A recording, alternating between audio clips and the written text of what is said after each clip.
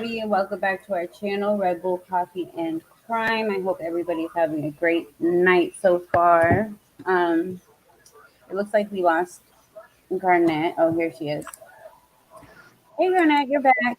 I'm back. So we have Arctic Fox True Crime and Checking Convictions on panel with us. Hi, guys. Hello. Hi. How y'all doing? Yeah, I love the intro. Where'd you get it? From Avery. Oh, well then I can scrap the one I was making. Huh? I said I'll scrap the one I was making. You never sent it. I didn't even. I'm not done with it. I wasn't done with it. Well, don't scrap it. You think you think it takes just 2 seconds to make a good one? Well, no. So don't scrap it and please send it. I know you've been busy, so I was like, yes, no, but I have. I don't get at my computer very often, and my software is on the floor. Huh? Yeah, hey, sweetie. Oh, hey, single mom. How have you been? It's always great to see her. Yes. I hope you've been okay. So, you guys, tonight is just a little bit of talk about everything, different cases, and just different subjects. I know that Arctic has been covering Athena, little Athena. How do you pronounce her last name? Rainwater? Yes, a lot. So I think that we're going to kind of go over her case, updates. He's done quite a few videos. And also the case of, I just said her name before we got on here. I'm sorry, not Rainwater. I don't know what I was thinking. Brownfield. Brown, yeah. Okay. I'm like, wait. I've been neck deep in that case and in the case of Anna Walsh. Anna Walsh, yeah. So, what is new in Athena's case? Well, in Athena's case, they arrested the male caregiver, Ivan Adams, in Phoenix, Arizona. He's currently in the Maricopa County Jail, charged with first-degree murder as well as in child endangerment. And he's being held on a $1 million bond. And then this afternoon, they were searching a reservoir that's like 30 miles from her house. And they never said whether they found anything there or not. But guys, it's just, it's heartbreaking. It is. I mean, and, you know, it's not that far from Oklahoma City where I grew up. And, you know, I was going to go out and help with the search. And then we got the news that he had been charged with murder. And I mean, my heart just sunk. Right. That really just, it breaks your heart. I mean, yeah, for them to file murder charges, you know that they think they've got a really good case against them already. They wouldn't jeopardize if they didn't think they had enough. Yeah, well, I'm actually shocked that they filed the murder charge before they had the body. Right. Yeah, they had to have had that strong evidence. And look how precious she is. I will never understand it. I mean, look at her. Look at those. Now, they had her and her sister, correct? Correct. Her sister's name is Adina, and she's 5 years old. And she was found wandering outside the house looking for her sister, hungry and crying by a postal carrier. This story so reminds me of Orion. Just the ages and it's terrible. I can't. I know. Just I won't ever understand how a human can do that to a child. If you don't want children or you are taking other things like a priority over your children, I give them Look how beautiful she is. I know. Look at those eyes. I mean, and let's get this real. If I don't know the case, like I said, I've been out of the loop, everybody, so just bear with me. But from what I understand, from what you've told me, there was an argument between the parents, or so-called not No, no, no. I'll give you a parents. quick rundown of it. Yeah, I'll do give a you whole. I'll give you a quick rundown. Yeah, So the and I child, dropped your link to the Adam, the guy that was, yeah. yeah. So the what happened was is she never got reported missing until they found her sister out there wandering around. They believe that she had been missing for a good 4 days before that. And what had happened was she was in the care of some caregivers. Now, what I've heard and what seems to be the most reported is that the female caregiver, this Alicia Adams, was the cousin of one of the biological parents, I think the biological mother. And so her and her husband were the caregivers. Now, this was not due to any custody agreement, legal custody agreement. I don't know what the full circumstances are there, but so the problem is that this Alicia woman decided to go get some dick in Oklahoma City. And then her husband decided that he was going to go off to Arizona with the couple's 4 biological kids. And they both have different stories about who was supposed to be responsible for the 2 girls while they were gone. Well, apparently, all the digital evidence points to the fact that this Ivan dude committed murder and killed little Athena, and that's the last that we know.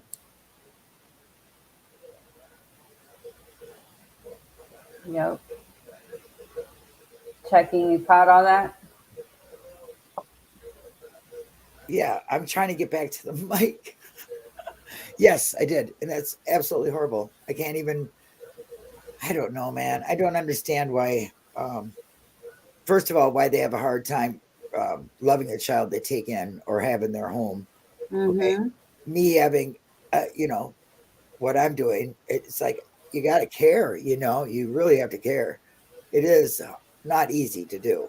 I can, tell you that, but Yeah. it it's so rewarding. I mean, you watching a child, it's like your own children. You watch them grow. You know what I mean? You just how look at that little baby, and what could she possibly do to make somebody so angry with her to first abandon her or harm her?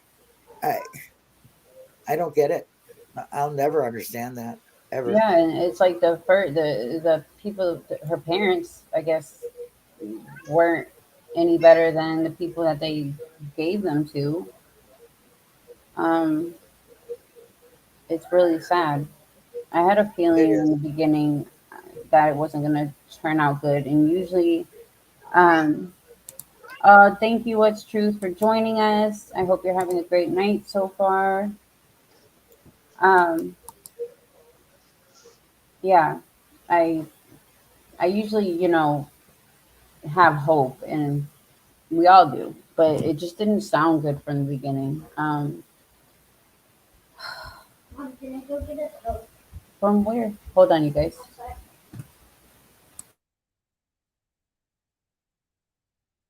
Okay, but it's heartbreaking. It really is. And she's just so precious. Her eyes. It Yeah, I didn't don't even. right. Single mom. It didn't sound right from the beginning. Yeah, when So it comes out like, I will say this: if that man is determined to have killed that little girl, I hope to God that his asshole becomes the hottest commodity in prison since honey buns. sorry, you guys. My kids. I gotta get them situated and stuff. There. Now, when we want to go live, that's when they want to come and ask me stuff.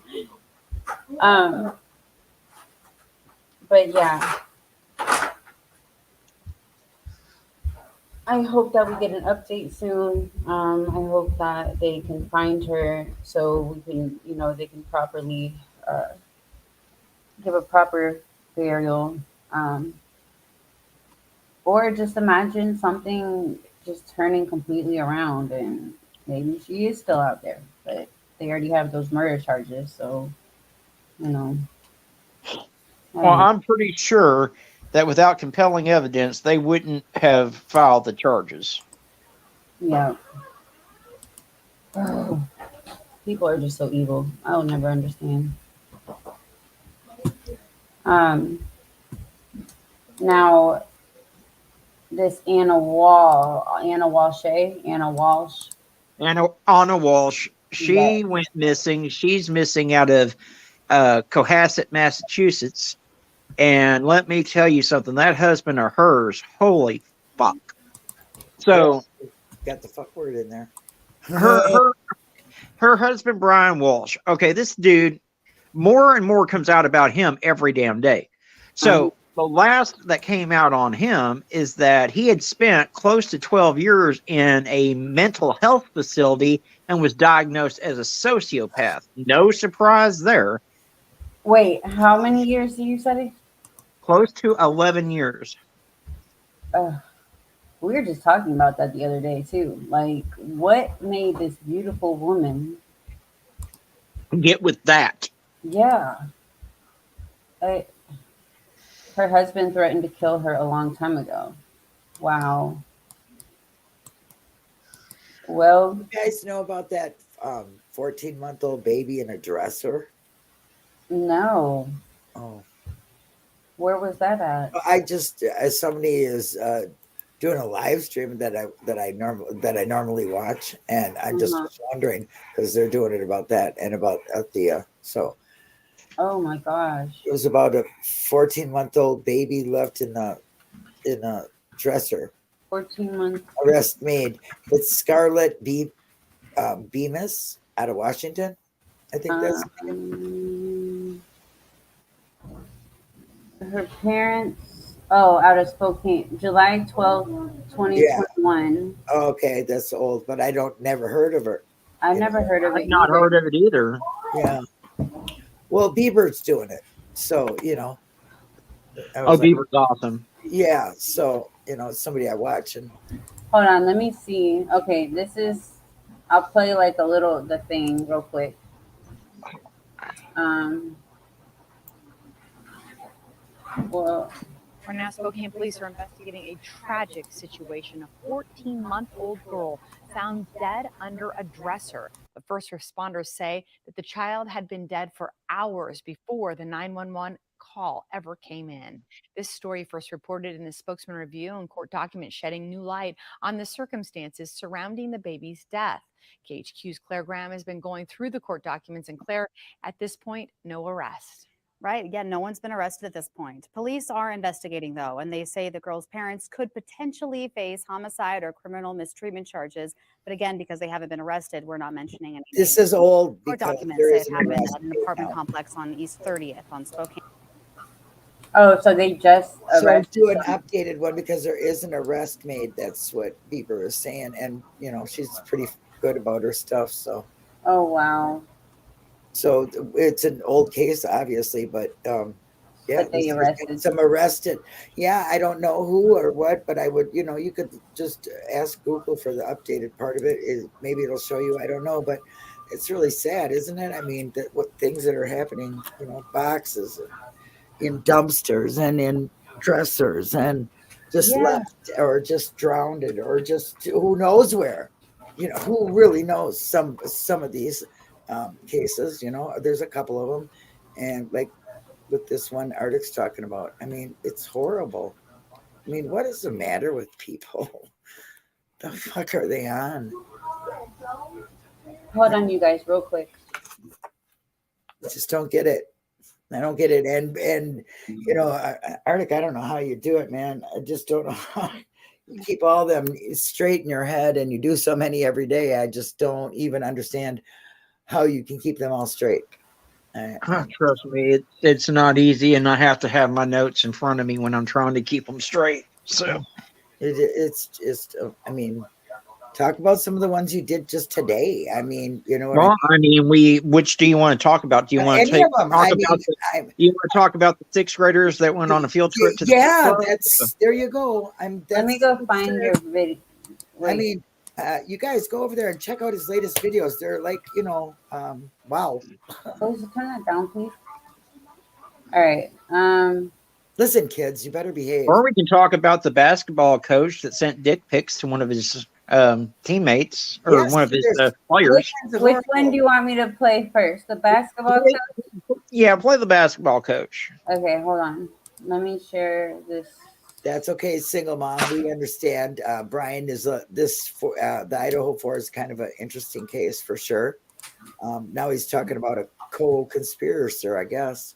Whatever. That asshole needs to ask for the money back on his goddamn criminology degree No because he made so many kidding. stupid fucking mistakes. Yeah, I mean, come on. Who puts a post on Reddit asking for us, doing a survey and taking a survey on how people feel when they're committing a crime? Dude, why don't you just write it yourself? You know how it feels. Well, now there's a lot of speculation that he's been infiltrated into the Reddit groups about the Idaho 4 Facebook groups and everything else under a pseudonym called Papa Roger. So yeah. And Well, he originally did his own. It's his name under that post. Oh, I know about the post looking for whatever, but right. Yeah, they say that was research for his courses. Yeah, that's crazy.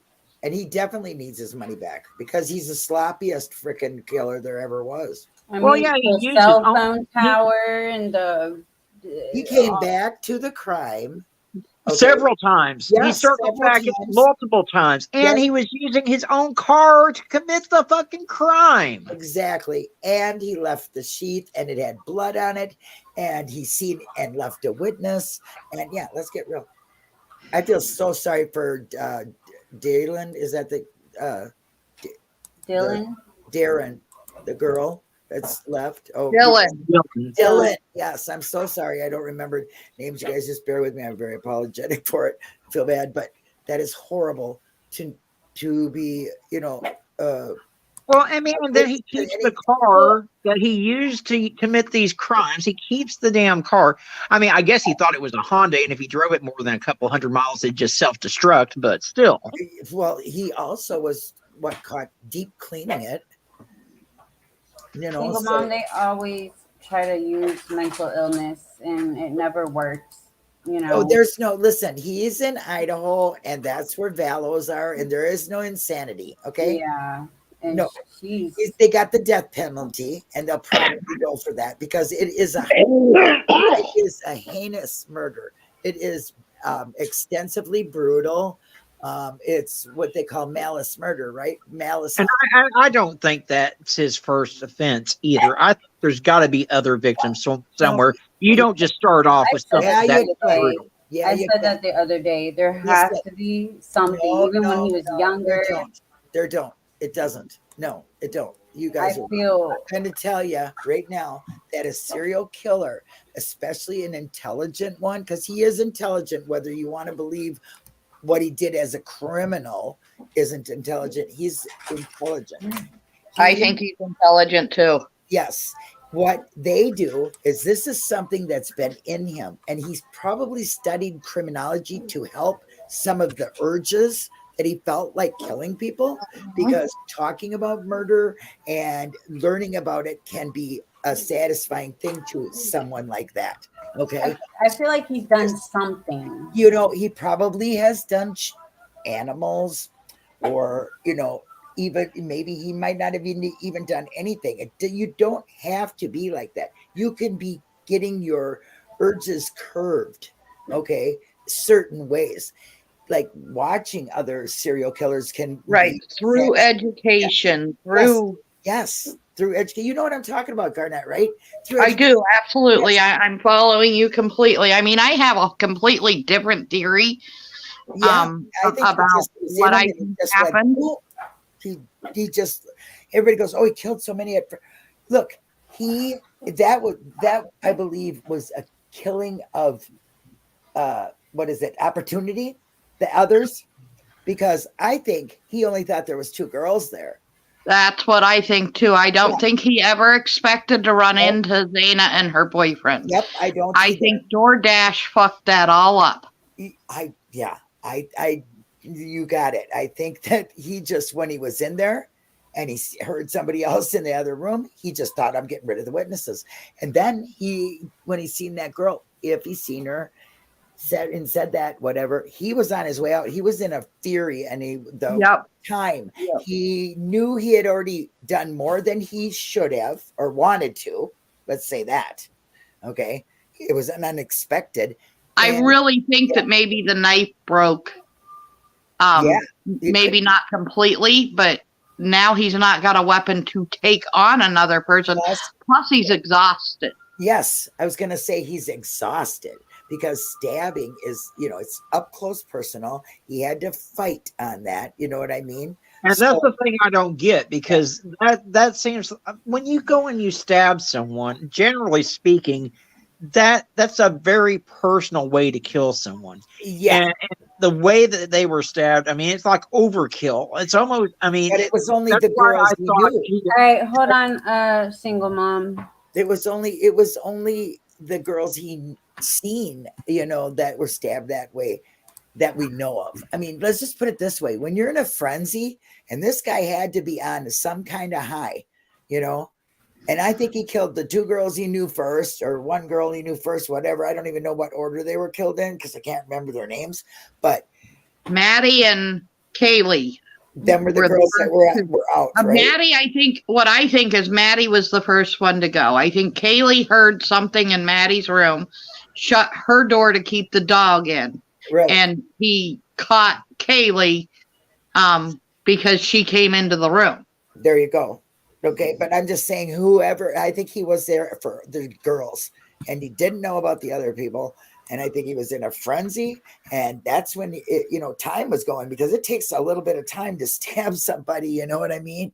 He could have done it quickly. Yes, I've seen witness stabbings on TV that go very fast. You know what I mean? But he did more than he was supposed to. So, and he's like a Ted Bundy. Ted Bundy did, multiples too. He went in that college and got them girls. You know what I'm saying? Yeah, and his mugshot was eerily similar to Ted Bundy's mugshot too. Yes. He's another. And he was the professor where he went to college. Was one of the main people that communicated with BTK. Right. He did a book on him. Do you think? Don't you think it would have been interesting to have him be his own lawyer? I was hoping he would have. Hey, love, how are you, Barbara? I'm going to wait because I don't want a lot of people. Oh, where'd she go? I don't know. I don't want too many people on at one time to make it complicated, Barbara. So I'm gonna let Cynthia get on, and yeah. Yeah, I'm the now he's saying there's a co-conspirator, I guess, or somebody else. I think that he is intentionally throwing out the possibility that there's a co. He's done it since they arrested him in Pennsylvania. Right. So I think he's just doing that to sort of pull the attention away from himself. Right. Oh, and if you guys notice, it says under Arctic Fox 6,001K subscribers. So congratulations, Arctic. Woo! Congratulations. And I just want to remind you, you owe me my $5 still. Actually, if you look at it, it's 6017 now, but what did I say? By the end of this month, you're gonna have 7K. Let me tell you all something. When I met Arctic, he had about 125 subs. Okay, I watched him, and he's building, and I just knew this. He was doing something nobody else was doing, and I said to him, "Arctic, you're going to be a big deal." Oh no, I'm really not. No, Arctic, you're going to be a big deal. You will be, and he is. And I knew it when I seen him because he's doing something nobody else does, and I am really proud to. And a little, even the slightest bit, because he's a really great human being doing what he does. He is. I mean, who else has 20 videos before 7 a.m. in the morning? That's why I call him Lightning. That's what he's telling people. And it's amazing. It's something that he doesn't have to do. Like he could Right. just do a couple, but he does it because he cares. He's an inspiration Yeah. for everybody. Okay, he We love really you, truly RJ. is. And the best part about it is he is a great human being. Okay, Yes. aside. And this hereby adjourns the meeting of the Arctic Fox Fan Club. I'm the leader of the pack, Arctic, and you know it. I believe in you, and you know that. Hey, Leader single of the mom, pack. how are you? Hello. Hello. Hello. Good. What have you been up to? She must not be able to hear you. Can you hear? Now checking it. No, checking. She's going to have to move over. I thought I was Arctic's Yeah. #1 fan. Hold up. You brought these on. Both of y'all bitches. Hold up. Okay. You might have known him a little longer, but both of y'all bitches gotta move out the way. Hello. Well, listen, hello. listen. You all, Yeah. you know what? Y'all can kiss my grits because you all No. are busy doing something and with them all the time. And since I took on this thing I'm doing, I am out of the loop. I have no idea. I see nobody. I pop in. I every- know, and you didn't know that he turned. I'm jealous as a mofo. Okay. He traded you in for me, and you didn't know. I'm so and you know what? sorry. And I ain't forgetting. I might never ever be able to be repaired from it I'm either. sorry. Shoot. Why do you think I ain't been going live that often? No. We love you, sweetheart. Yeah, that's part of the reason why I ain't been going live. It's not the same without you on panel with me, Linda. Jackie, I love you. Well, I love you all too. I Well- I feel so out of the loop, but I mean, I took a thank you, break. and I thank Lexi for she heard me say I want to go on a panel, so Exactly. She just, We Well, love I mean, And I We- was we- on it, checking.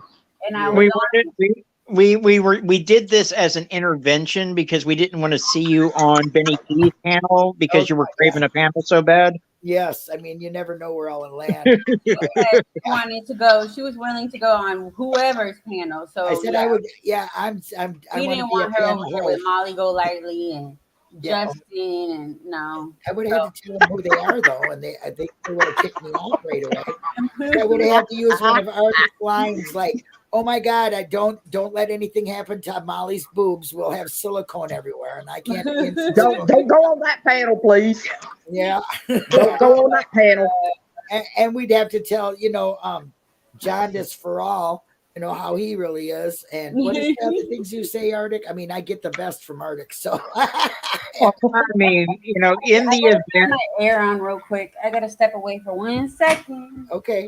in the event that Molly does have in the event that Molly does have a boob explosion, it's okay because I've got the hazmat number on speed dials. Yeah, see, I don't have that. I got to get that from you. You can DM that to me.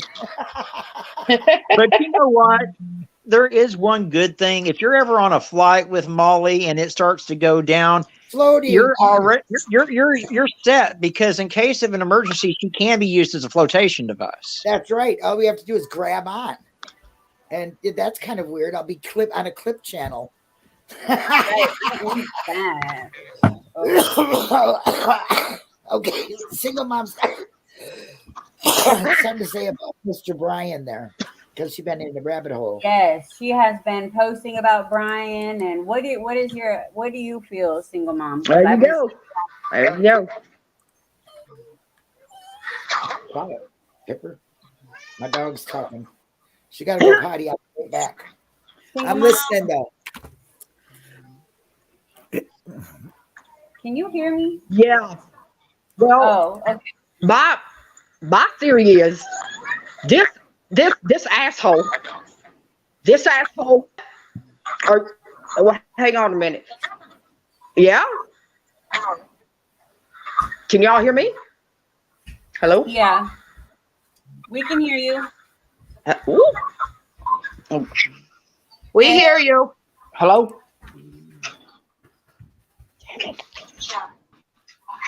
I hear you. Okay. All right. This asshole we call Brian Kohlberger puts a scoop puts us people that have, oh my God, uh, people doesn't understand that when I went to jail, I was always in a cell by myself because of my mental illnesses, but I was never on suicide watch. Do y'all know what I'm saying? Mm-hmm. They can't hear me. Shit a brick.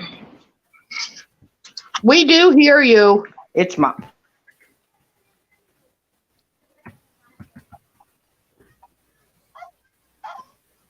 Mm. Mm-mm.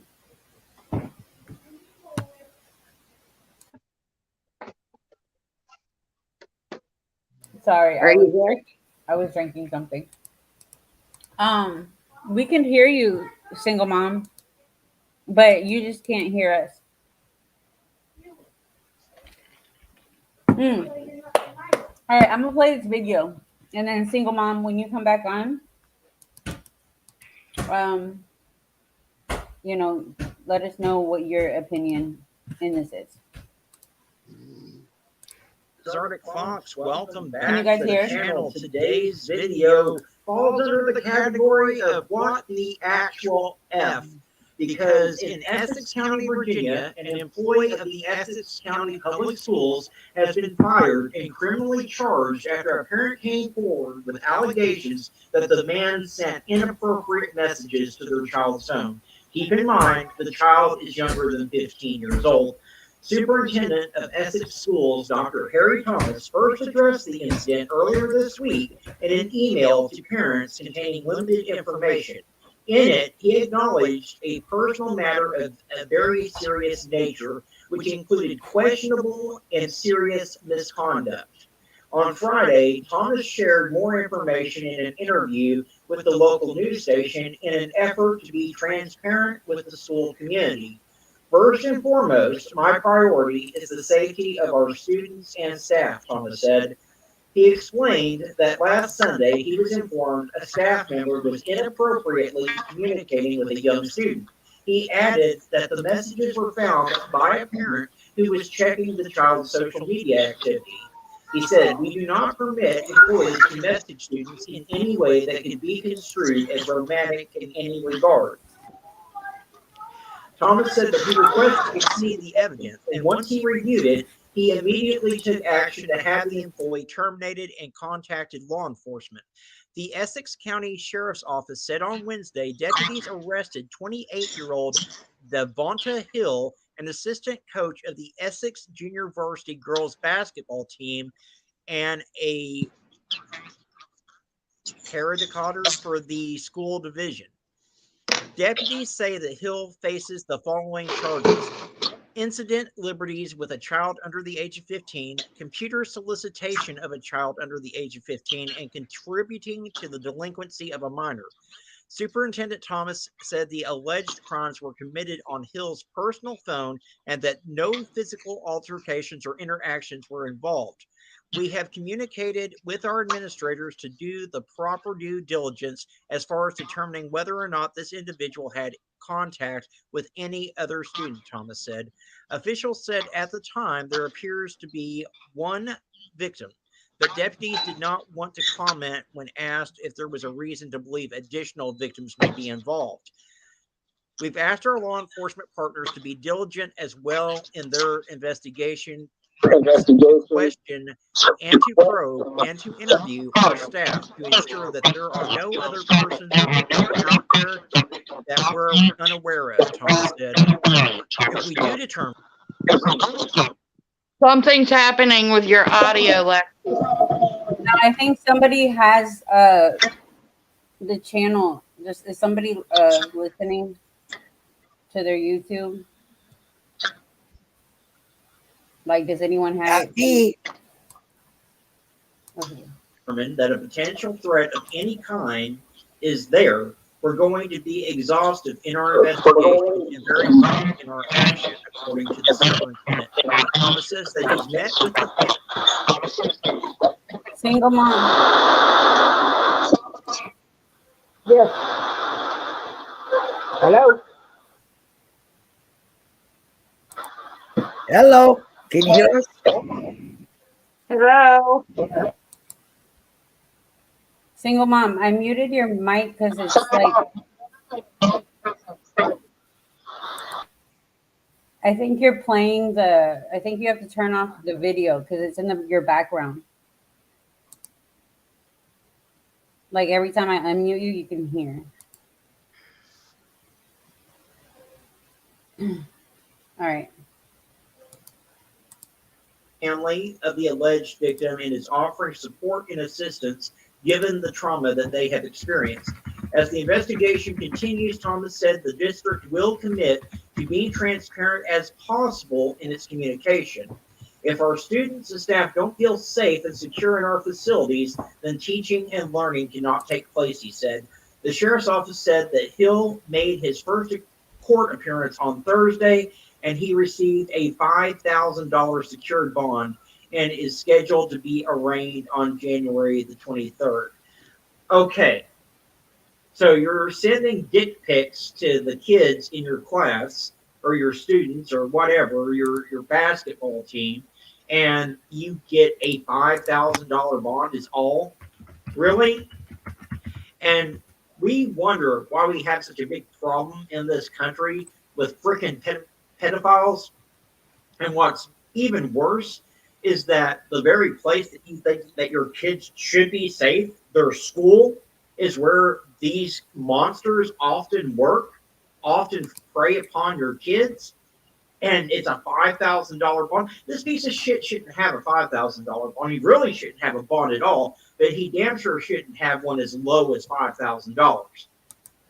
Guys, I'm telling you, these cases really get to me, and these stories get to me, and I'm just, ooh, this stuff like this just makes me livid. These sex offenders, which he should have to register as a sex offender by all rights if everything plays through and he's found guilty in a court of law. He should have to register as a sex offender. He should never be around children again.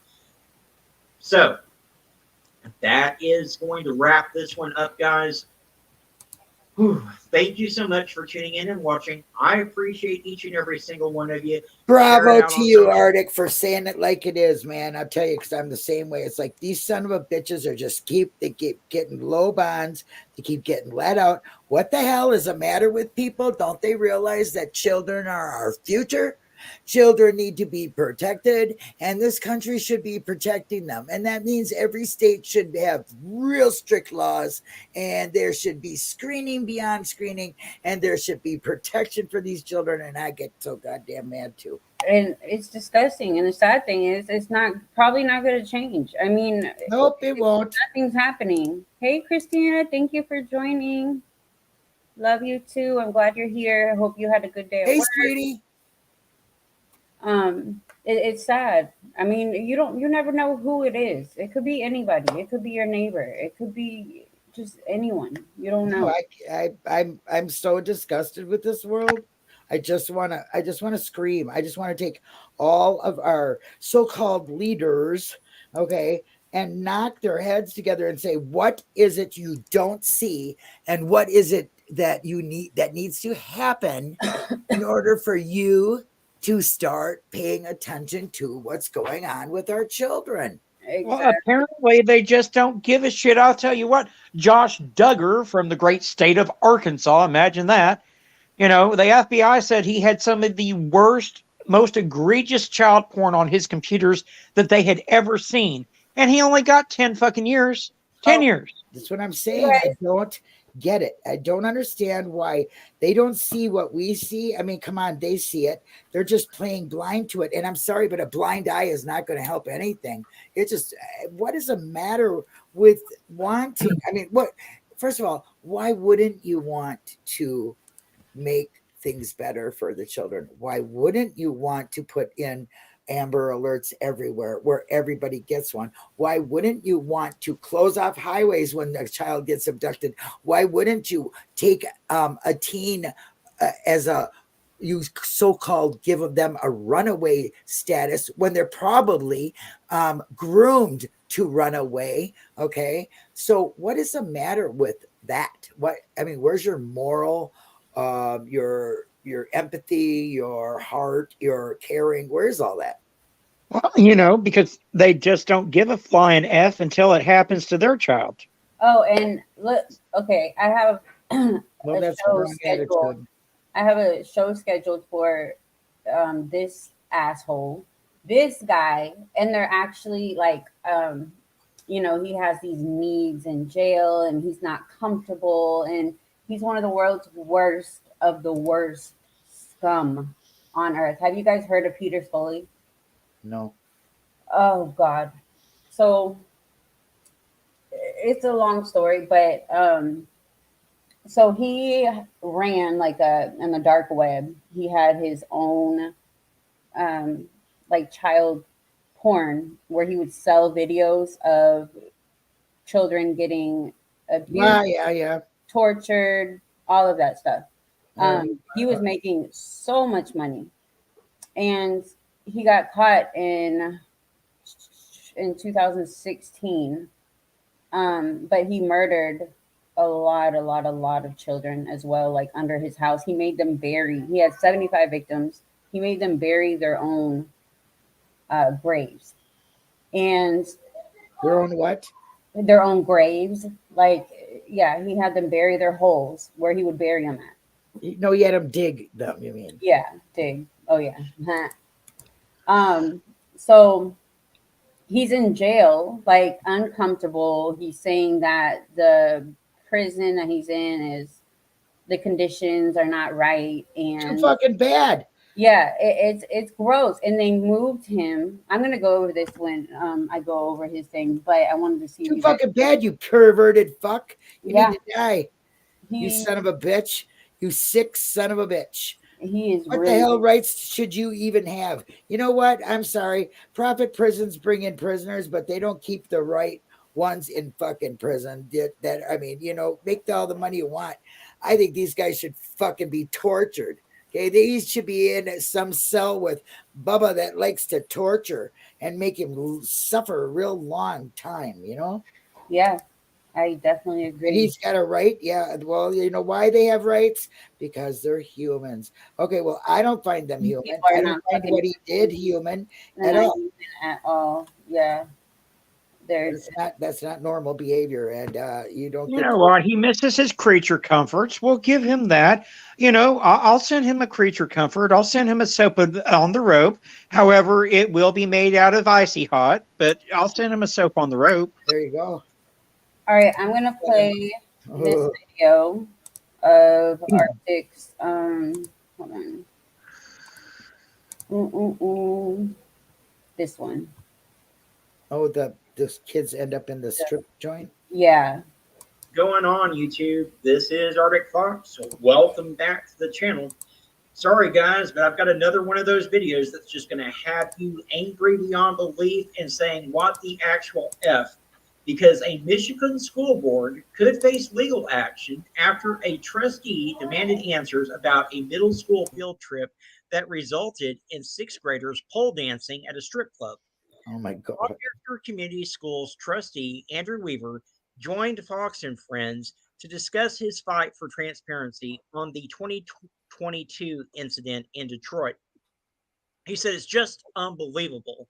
How did we get here, and how does this even become a thing?"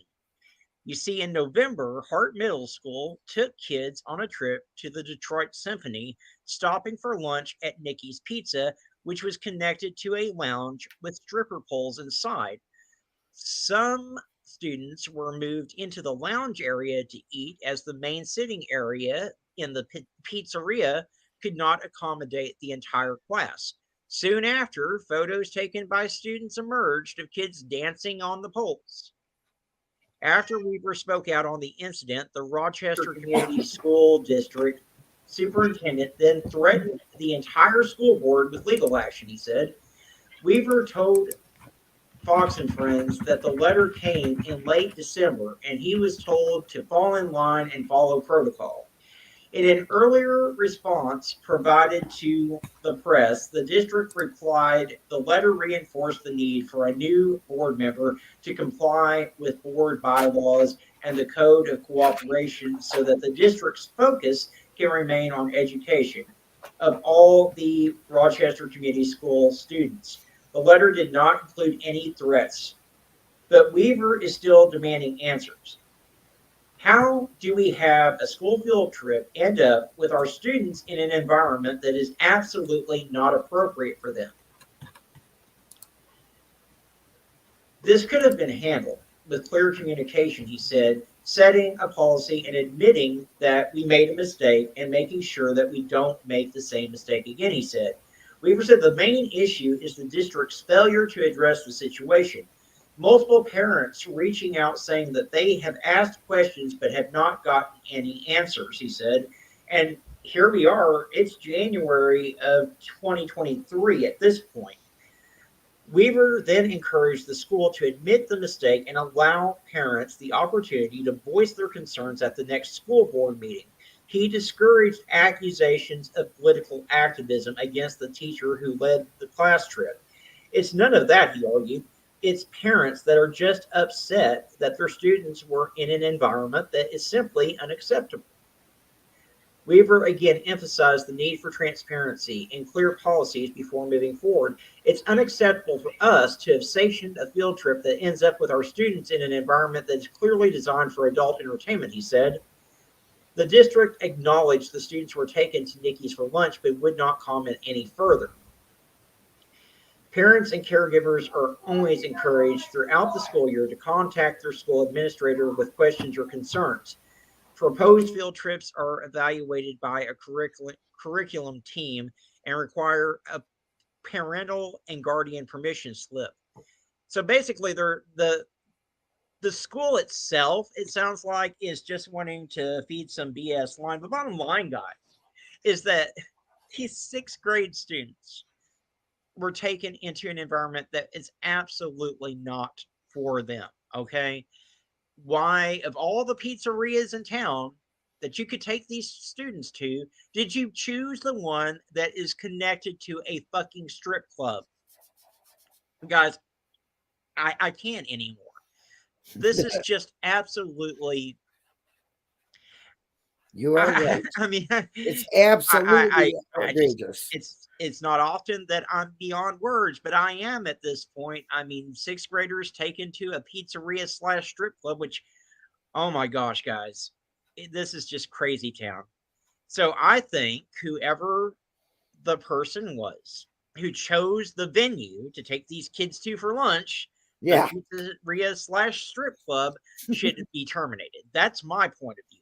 Amen. And this school and the school board needs to be completely transparent with these parents. They need to say, yes, we fucked up. I acknowledge that. We shouldn't have taken your kids to a strip club. We shouldn't have let them ride the poles like a bunch of strippers. No shit. Guys, that's the video for today. Good one. Be careful what field trips you let your kids go to, because they may end up riding up. Cut them off. My kid's going on a field trip next week. Oh, Well, check it out. Make sure that it's not for the strippers. right? I will fucking go crazy. I can't even believe that, Arctic. And you're so spot on when you talk about this shit, because it's like, I was sitting here thinking, I just remembered I was unmuted, but you can kind of hear some of my thoughts. I'm like, right on. I'm just. I'm amazed at the world today. I really am. It's well, not amazed in a good way. I'll tell you that. I'm disappointed in a lot of behavior from our upper people that can take care of things like this. I'm disappointed in our teachers who are supposed to be there for the right reasons. And then I'm disappointed in the school boards who want to cover shit up or whatever. You know what I mean? They do. They want to cover up. Why do you want to cover up crimes? Cover their town. They want to cover their. I mean, I know I shouldn't make light of it, but I gotta joke some to get over the sheer audacity of this shit. At least they got some career training. Yeah. Yeah.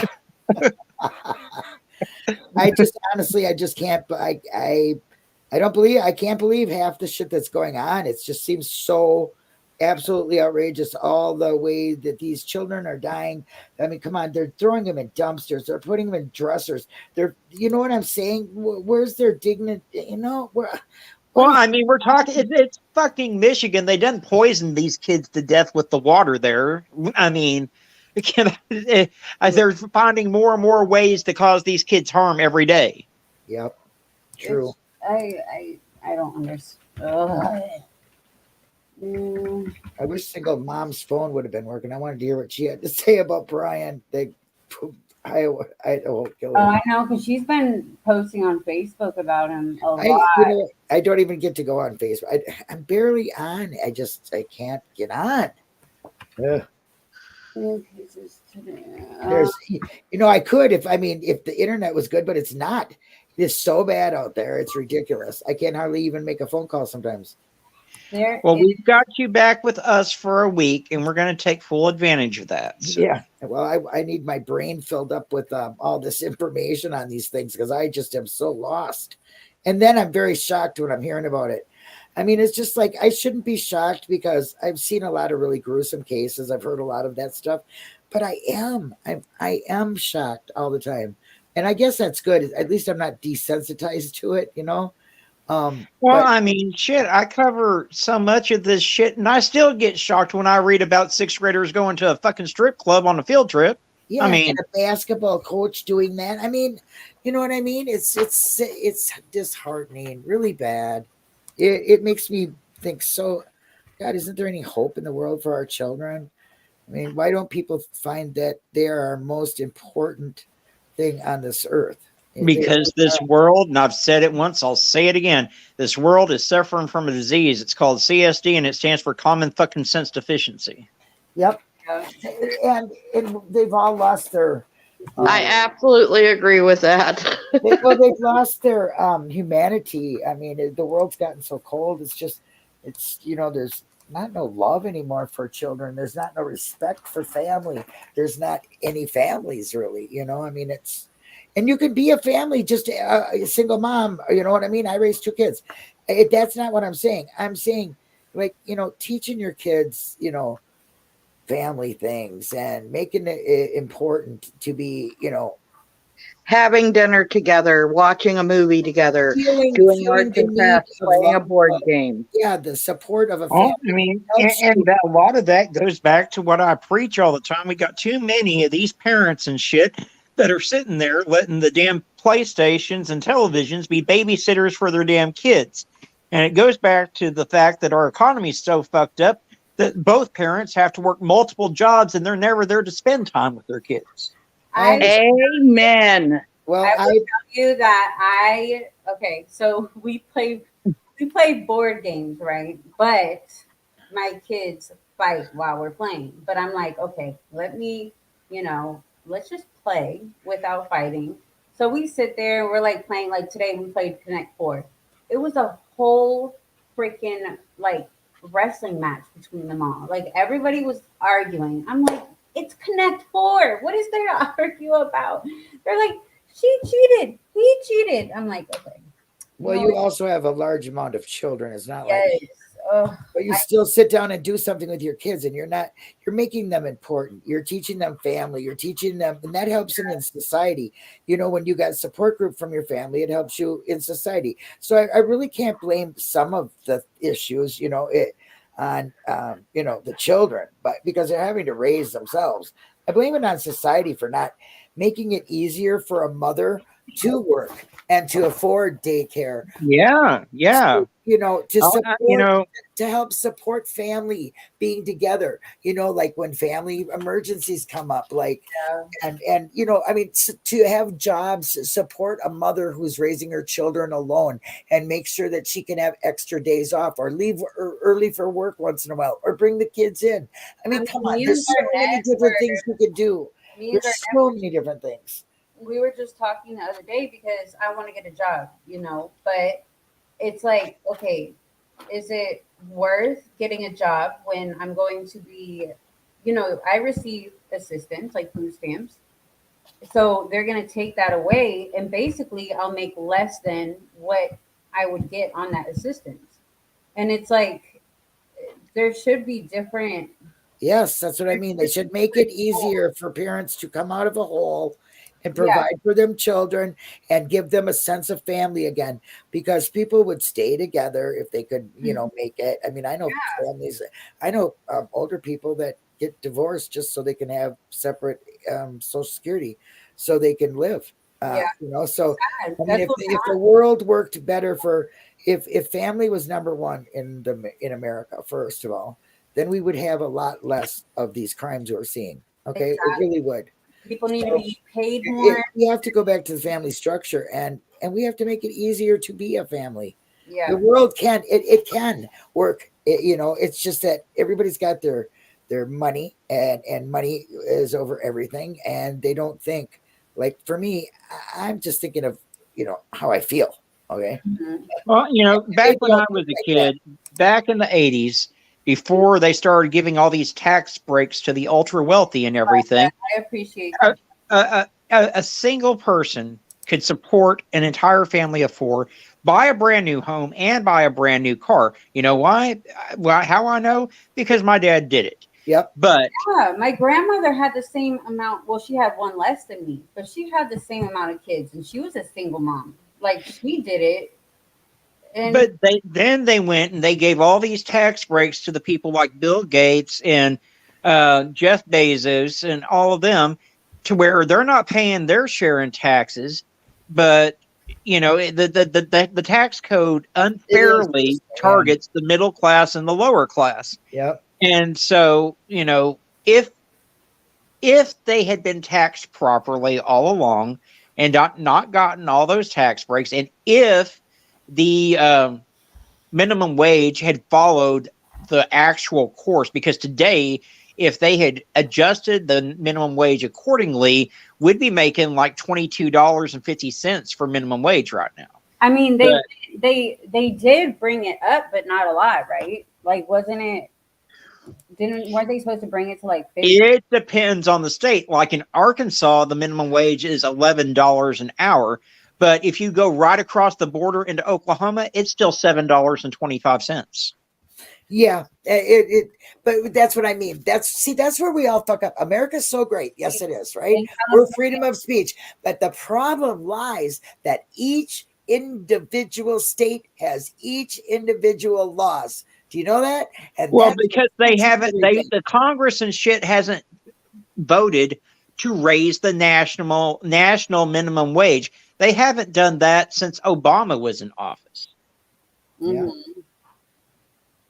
Well, I just think they should have more programs out there for Definitely should. Even dads. There's so many single dads that actually. anybody, and I'm just talking anybody with children. They should have a program to make their life easier so they can still have a family, teach family values, and not have to not have to pay out their nose to have their children properly cared for. Well, because You know, yeah, every daycare money is you get a check, ridiculous. it goes to rent, it goes to bills, it goes to food. It's just you don't ever get that money to spend to go out and do anything with your kids. Most of the time, it's crazy. Well, you know what, Barbara? It'd be great if they had the time to spend with their kids. That's the problem. You've got all these parents, and in a lot of households, both parents are having to work 2 or 3 jobs Yeah. just to make sure that their kids are fed and they have a roof over their head. You think they've got time to spend to do science projects with their kids or Oh, help them with that's their just math it. homework? I mean, That's just it. And don't make them a bad parent. They show their children love and they go to work and everything and teach them good morals. I'm just thinking, if there's programs, it also helps them because there's a lot of single parents that have raised their children correctly. I'm not saying that. I'm just saying if there was more of an America towards family, we would see a lot less crime. I Mhm. just believe that. Mhm. oh, absolutely. And there needs to be more after school programs in place for these kids to where they can go play basketball or Yeah. they can go do whatever instead of being out on the street left to their own damn Well, I devices. can tell you right now, my 5 kids that I foster, every one of them are in sports and extracurricular things through school. It keeps them busy. They're happy. You know what I mean? I'm not kidding you. It's the best thing in the world. It's to get them in something Sports are after so school. expensive. Like me and Garnett's husband the other day, we were having a conversation. Oh, they pay for the stuff for these kids. Garnett, you remember how your husband was telling me, like back then, they had, it was cheaper. Like I put my son in soccer, and this is the first time he's played, and he is amazing. And it's like $200 just to get him in. Well, they have programs for that where you can get That program discounts. that you were talking about, Lexi, he lived in Massachusetts, and it was called the CETA program. Yeah. Well, they have programs in your town for that to give. No, we don't have that. We have to. We don't have anything where I'm at either. Yeah, we have to pay. I bet you there's somebody in the schools We that where look- they are. I've What does called, I've called churches. I've asked the school. Like Did you- nothing, literally. Okay, Well, the thing is that like you can go to the Boys and Girls Club and it costs so much per year for them to be involved in the sport. I don't think it's quite $200, but the problem is you've got to pay for all that equipment. You've got to buy their shoes. You've got to buy their helmets. You got to buy their pads. I mean, with the $200 that I paid, we got a jersey, but I had to buy, the shoes, the Well, see, now that's so weird because low income children here in my state, they have people who pay for their stuff. In fact, now the one of the kids is in like a debating class or whatever, and they have to wear professional clothes. Well, somebody is giving them $100 to get new clothes for that. Oh, Wow. Okay, they also pay for their basketball. They pay for their driver's ed. They pay for glasses if they need them because it's not in their health care. Oh my God, my Sophia, this is her 6th pair of glasses, and she has special lenses, so they're $300. Yeah, and the insurance, they pay $100, but they don't pay after a certain amount. well, I just don't understand, and I'm going to find out. Let me just. I'm going to check into some stuff for you because. Wait, Linda, look in the chat, in the private chat, real quick.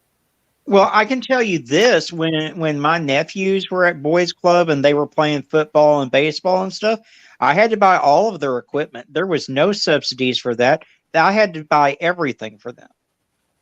Yeah, it's definitely a lot. And, I only put him for that one season, but he is amazing. Like, he is so good. And I want to do it again, but I'm like, oh, you got to wait, And there's a lot of things that would be great for kids like karate and stuff. But again, that gets real expensive and stuff.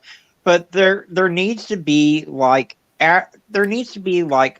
community recreation centers where they can go to play, even if it's just to play badminton or whatever, or have video games set up at these community centers if they want to play video games, but it keeps them off the streets and it keeps them out of trouble. Yeah. And that's what they need more of. It's our world is just backwards as fuck. They feed prisoners for free in prison, in jail, and then kids have to pay, for their lunches at school. And well, I just think it's really sad. And if it was, Linda in her perfect unicorn and glitter world, you know what I mean?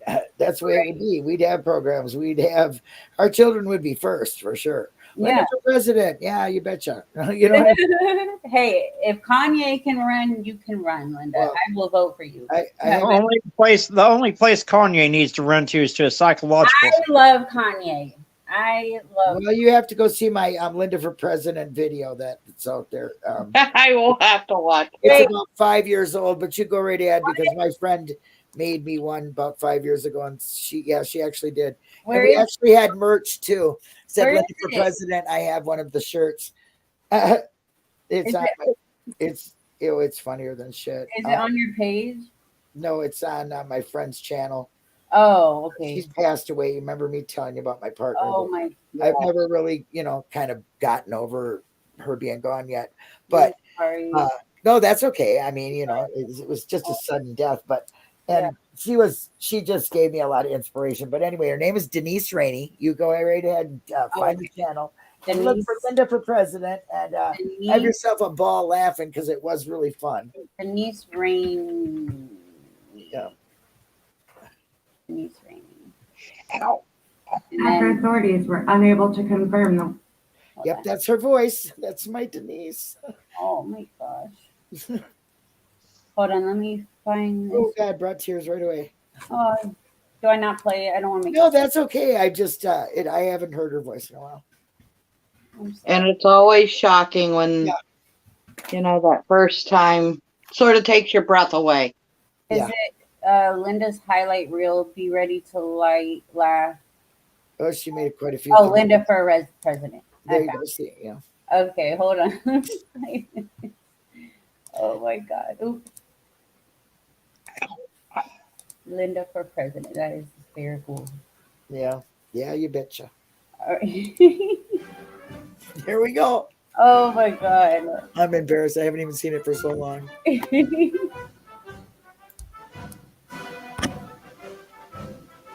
Look, I am 57. I'm a little on the way closer to heaven. I don't really much give a frickin' frack about what's going down on here. Okay, I'm gonna live my life the best I can. So I'm gonna laugh the rest of my life. I'm gonna laugh. I'll laugh about dumb things. I'm gonna laugh about extremely funny things, and I'll probably laugh about some tragedies because that's just the kind of person I am. Not that I need to. I don't need to. I really don't. The older I need to. get, I really have a bad like I laugh at the most. Yeah, and I do too. like the worst possible time you can imagine. I can't. Yes. do it. It's like a defense mechanism now. Yeah, I feel like so terrible. It's like, oh my God, that's terrible. Oh my God. Back at my kids because they're laughing. So it's like, it's a family tree trait, I guess. Honey, I'm not taking any hormones. Do I need some? I already said that, Martha.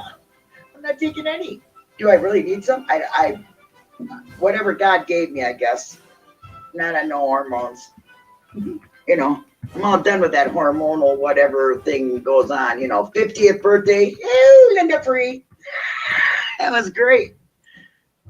No, I'm not on hormones. Are you suggesting that I take some? Do I need to be in balance? I mean, I could take some creative criticism here. I mean, I really take it to heart, but I kind of like me a little goofy. I'm having a little bit of fun. I mean, life is so damn serious. And honest to God, honest to Pete, or whoever Pete is. Anyway, he's supposed to be honest. Anyway, the way this world is going on, with all these tragedies that are going on, I mean, come on. Every single solitary day, somebody's poor child is being murdered or missing. Somebody's killing their wife for a freaking another piece of ass down the street. I mean, this shit is ridiculous. Okay? I mean, they're killing their family members because their dick got hard in a strong wind for somebody else. What the hell is that shit? I mean, where does your DNA say, okay, I'm a daddy, I'm a husband, I say I do, and then, whoa, forget all that shit. Forget that shit, and I'm never going to get caught at it either. It's going to be perfect. I'm just going to be able to just kill my family and go run away with my fucking mistress from heaven. I don't think so, you fucking weirdo. What the fuck are you drinking? I'm Talking about stay off the vegetables for that one. I'm not lying. Okay. Your last name is Watts, but you didn't have not a fucking single thing current going through you at all. Okay? You were no light bulb on, buddy. I'll tell you that. Damn. Oh my God. And then that freaking mother, just her baby Noah. Oh, I woke up and he was out of the trailer. Oh, you dumb bitch. You don't hear people open up your trailer door.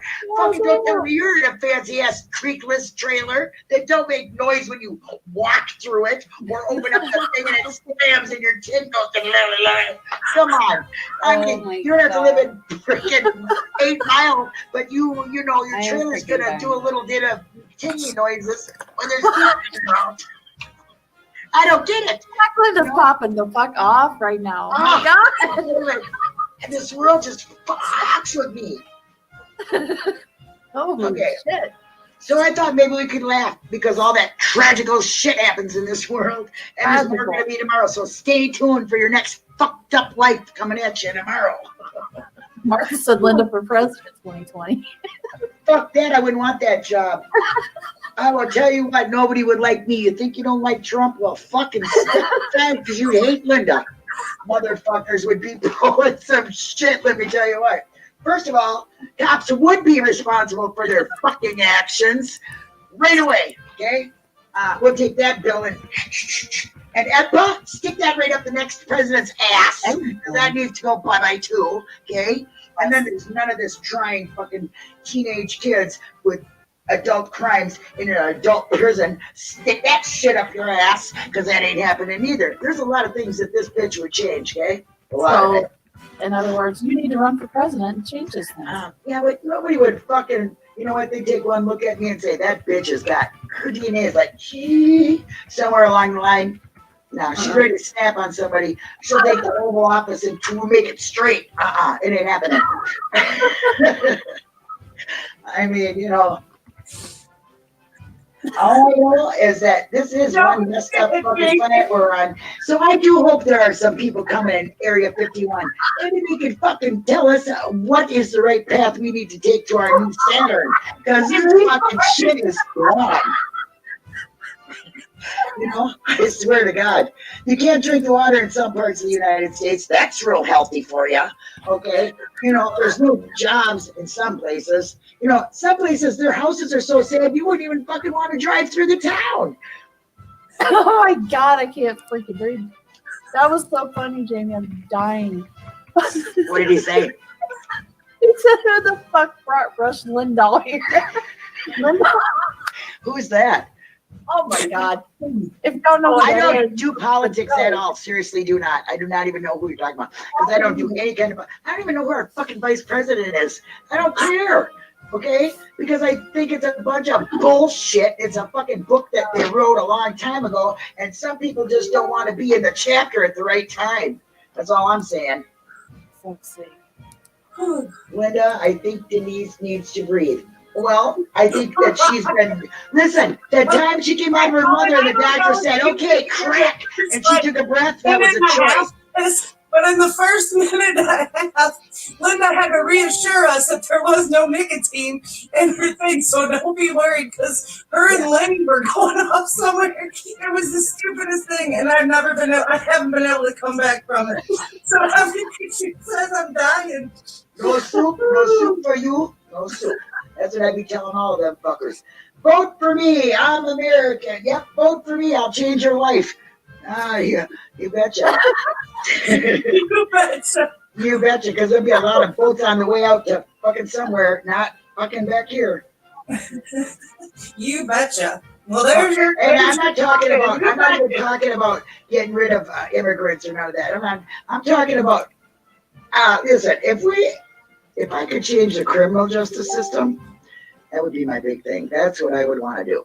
I don't know who has to run the president to do that kind of shit, to make changes there, but somebody better get up on that stick real quick, because this shit is getting a little bit fucking ridiculous, dude. Little kids doing fucking life in the worst prisons in life, okay? I mean, I'm not gonna tell you what. I have been to Rikers Island. That is not no fucking place for a fucking human being. That's why they're trying to close the place, okay? Let me tell you what, it is ridiculous that they would send Khalif Broward, oh my gosh, Mr. Wise, Corey Wise, and there's been several other children that have been sent there. And you know what? Their life is never going to be the same ever because of that. Okay, first of all, Khalif Broward took his own life. That was how much it did to him, and he was never even charged with anything. Okay, and they never even said they were sorry to this kid for taking 3 years of his life away, where he was beat, gang beat, raped, everything else happening to this poor kid for a backpack that he never even touched. Okay, and the people went back to their own country. That's how much it meant to them. Okay, and he sat in a cell because they can't get their shit together. Okay, and then Then of course got the Not doing- Central Park 5 where they get, beat, told what to say and coerced and all that. That is Brendan, okay? We ought to just break all these people out. I swear to God. Let's just go get Brendan, okay? I'm on the bandwagon. Let's go get Brendan. You know what I mean? It just is sad. There has to be something that's going to change. I mean, who can change these things? There's got to be something changed. It's got to happen. I can't see this going on forever. I can't see these kids that are, wrongfully convicted. Anybody wrongfully convicted. Anybody who's living in prison for one day that is there for a crime they did not commit. Oh, did we talk to you, Linda, about the case that we went over the other day? What? Did we talk to you about the case we went over the other day? Apparently not. I have no idea what you're talking about. So We went over what was the name? Oh, let me go look at my channel real quick. you got me in a weird stop position. Why don't you just take me off there? Oh. Thanks. See, I was a little crazy. I mean, that's old. Google live stream, okay? My first days in YouTube. Sorry, guys. Michael Polite. So he was a 14-year-old that lived with his mom, and he had a friend spend the night. The mom ended up just beat up, on fire. Somebody set her on fire. Oh my God. And it was only the 14-year-old and the friend.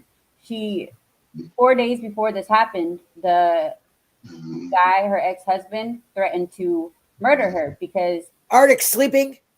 No, I'm here. Oh. So yeah, I mean, basically on the case, this is one that would be right up your alley, Linda, because this child was convicted of murdering his mom. Yeah. And he did a lot of time. He's out now. Oh. But we don't know who, did this. The cousin, Arctic, you know about the cousin. I didn't even know about the cousin. So the guy's name is Michael Polite.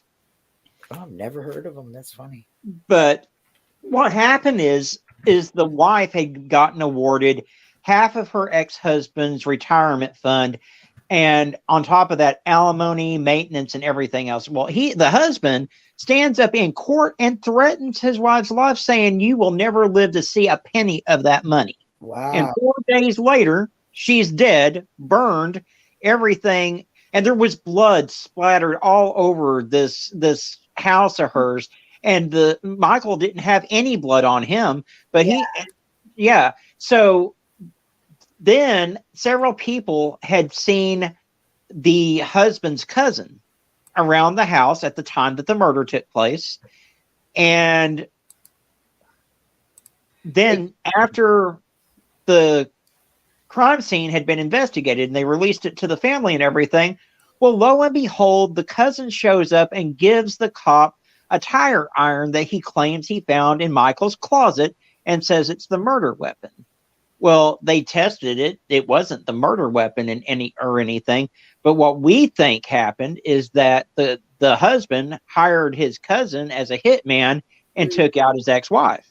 Well, it sounds that way. But I mean, how did they convict the kid? I mean, they just blood. There was, how did they do that? I mean, he failed a voice stress test, and then the worst freaking unreliable test in the world. Yes, and the friend went in and made a statement, but the statement, it was just they. Well, what happened is they did to his friend kind of what they did to Brenton Dassey, and they interrogated him for hours and hours and hours with no parent present or anything. What state is it in? That I don't remember. It was in Hopewell, Missouri. Okay, yeah, sounds like a Missouri case. Yes, it does. Yeah. But so they browbeat him for hours. Finally, he finally says that they asked him Well, he had said that that his friend never left the bedroom, and then at one point he said, "Well, yeah, well, he left long enough to go get something, blah blah blah." Or I woke up and I didn't see him. Well, of course he didn't see him because the house was filled with smoke. Yeah. You know. Then they offer this kid. They offer this kid immunity to testify against his friend. Basically, well, Yeah. he didn't testify against his friend. Because they knew if they put this kid on the stand, it wasn't going to do them any favors. But he Right. took the immunity because he feared that if he didn't take the immunity, that they were going to prosecute him like they prosecuted Michael. Yeah. He just did a whole interview on what was the show? 48 hours. Yeah, 48 hours. So it's he. I'll watch it. Yeah, everything and yeah. I'll watch it. Wow, that sounds interesting. Yeah. Poor kid. Yep. And see, that's even if you are out and done your time, you still want your name back if you're innocent. So that's why what he he's said. still fighting. That's why he's still Yeah. fighting, because he wants his name cleared of killing his mother, and I don't blame him. That's what he And said. He was hopefully, like, yeah.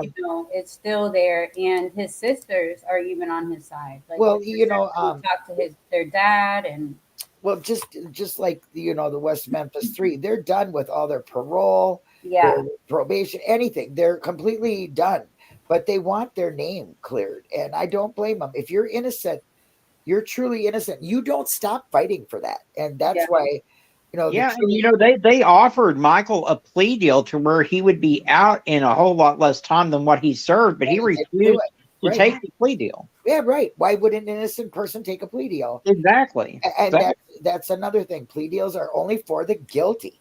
Mhm. An innocent person will sit and fight for it. I mean, I've seen a lot of people claim innocence, but they don't claim it as hard as the truly innocent do. The truly innocent sit there and fight with everything, even after the end, even after they're out, because they want their name cleared. And so sorry, that person lost a lot of time of their life, probably when they were a child, and they're coming out to a world that's really screwed up, and being in prisons doesn't help, because it forever changes you. You'll never be the same kind of person. Like I was saying about, the wrongfully convicted I was just talking about. I mean, they'll never be the same. This world, this society has just taken a whole new level of not recognizing, mental health issues, not dealing with them, not, they shouldn't be stigma with them. Well, yeah, because everybody has health issues. Mental health issues, and nobody does not have a mental health issue. Nobody, not in this world, not in this day. There are just different degrees of them. Okay, everybody has anxiety. You know what I'm saying? But different degrees. Everybody has a little bit of trigger warnings, and boom, they can get set off. But there are a lot worse people that have suffered a lot of trauma that don't get treated, and then we have crimes, and we have misdiagnosis about why people are doing things. It's just a fucked up world, and wrongfully convicting somebody is, how do you go around with the courts of law and everybody goes, oh, the court of law found you guilty, and you really didn't do it, and you really don't know how to prove it? Unless you're a professional investigator or somebody opens up your case again, and they don't like to do that. They don't like, the states don't like to say they were wrong, and it would be they would look so much better if they did say they were wrong. Hey, we were wrong. Well, and the thing is we've got so many cases where DNA could probably exonerate these people, but they're not willing to do the DNA testing. Darlie Routier is a prime example of that. Yeah. Oh, well, hey, let's just hear about this whole new thing about testing. There are people that are in some state, I can't remember the state, I'll have to look it up, but there is a state that goes into the old rape kits and takes DNA and has found burglars, robbers, check forgers, you know what I'm saying? And convicted them on that DNA. Isn't that, they go into their rape kits that have not been tested, okay? They haven't been tested, but they're going to take that woman's DNA and link them to a crime. That's Okay, crazy. so it's. I don't want to interrupt, but Barbara is about to get off. It is her birthday, and well, tomorrow, but basically almost today. She's been asking us to go over the Shannon Watts case for like a week now. So it's your birthday, and you guys just want to discuss this case real quick before she gets off. Go ahead. I don't know nothing about it. All right. I'm just gonna read this thing. It was the summer of 2018. It should have been a joyous one for the Watts family. Husband Chris Watts was 33, and wife Shanann, Oh God.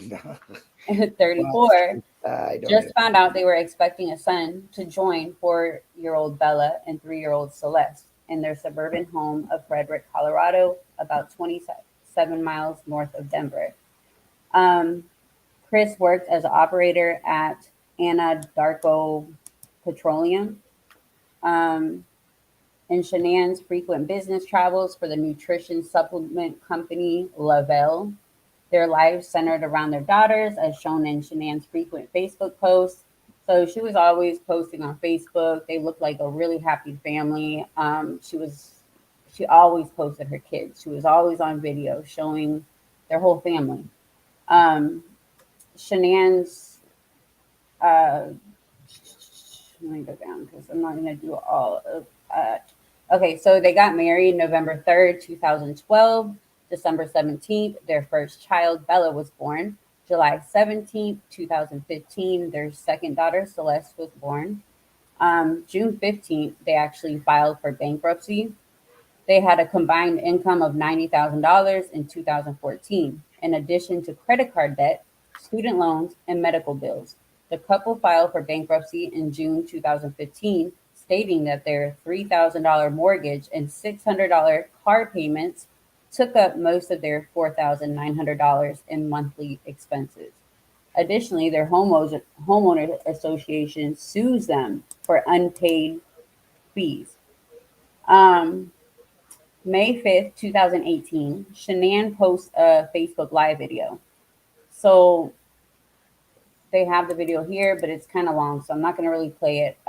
Shanann muses about family life, saying, I love waking up now on Saturdays and being able to enjoy my life, and talking about being excited about the upcoming summer in Colorado. I believe that everything in life happens for a reason, and I also believe people are placed in our life for a reason. She also says, Chris can be seen playing with the girls in the video. And June 11th, 2018, she actually surprises Chris on camera with like a shirt that says, Oops, we did it again. And he gets a pregnancy test and it's positive. And he just says, That's awesome. So that was his reaction. Um, Shanann posts a Father's Day message to him and it's like, Chris, we are so incredibly blessed to have you. You do so much every day for us and take such great care of us. You are the reason I was brave enough to agree to number 3. From laundry to kids' showers, you are incredible, and we are so lucky to have you in our life. Happy Father's Day. So Chris meets this girl, Nicole Kessinger, and she actually works with him. They start seeing each other, so he starts having an affair. It's really serious, actually. They go out all the time. He'll spend the night over there, and it's just this whole big thing. Well, that was because she was out of town. Yeah. So Chris sees her about 4 or 5 times a week. They started a physical relationship in early July of 2018. He's telling her supposedly the whole time he's almost divorced. Uh, Later that month in July, Shanann and the girls go out of town to North Carolina. Garnett, they were visiting her parents, right? I thought they were visiting his parents. Okay. I Because wasn't. there was a big thing about his parents not allowing peanuts in the house or something. Oh yeah. So she wanted him to stop his parents from seeing the kids. Well, okay. I can just sum this up. The son of a bitch got a hard on for another chick, and he killed and slaughtered his family. And he's guilty, and he did it all by himself, and I can't hear no more about it. I hate that man. I do too. I hate what he did to the true crime community. Okay. Yeah. Oh, don't mention that freaking stupid bitch Molly fucking making fun of Shanann. That shit made me sick as hell. A lot of Did you people guys see that? re-victimized Shannon and made her out. They took that thing of him in the confession and tried to blame her, and it wasn't her. He was a sick son of a bitch who had a normal life, who had everything going for him, and then his dick got hard for some other chick, and he thought he could go out and be single by killing his family. Now that are sick thoughts, and he did it, and it's disgusting what he did to his children, his little girls, and I just cannot handle that man. And I think he has got everything coming to him. I do not believe his girlfriend had anything to do with it. No, she was definitely more not. than willing to give them all the information. I mean, why does people have a hard time understanding that this guy could just flip out? Look at Scott Peterson. Look at the guy who killed his family and then went and had a whole life for 20 some years until he got caught. Right. You know what I mean? It happens all the time. It happens all They're the time. tired of their lives. They find a piece of ass and lose their shit. Yep, and it happens all the time. So he is no more special than anybody else. Everybody else made him out to be this thing, and some people think he's innocent or he had help. And no, you don't. Just by himself. And poor the little Nicole. She's thinking he's getting a divorce. You know, he lied to her. Clueless. She doesn't know. Yeah, the guy got he was a fat guy. Okay, and then he lost all that weight.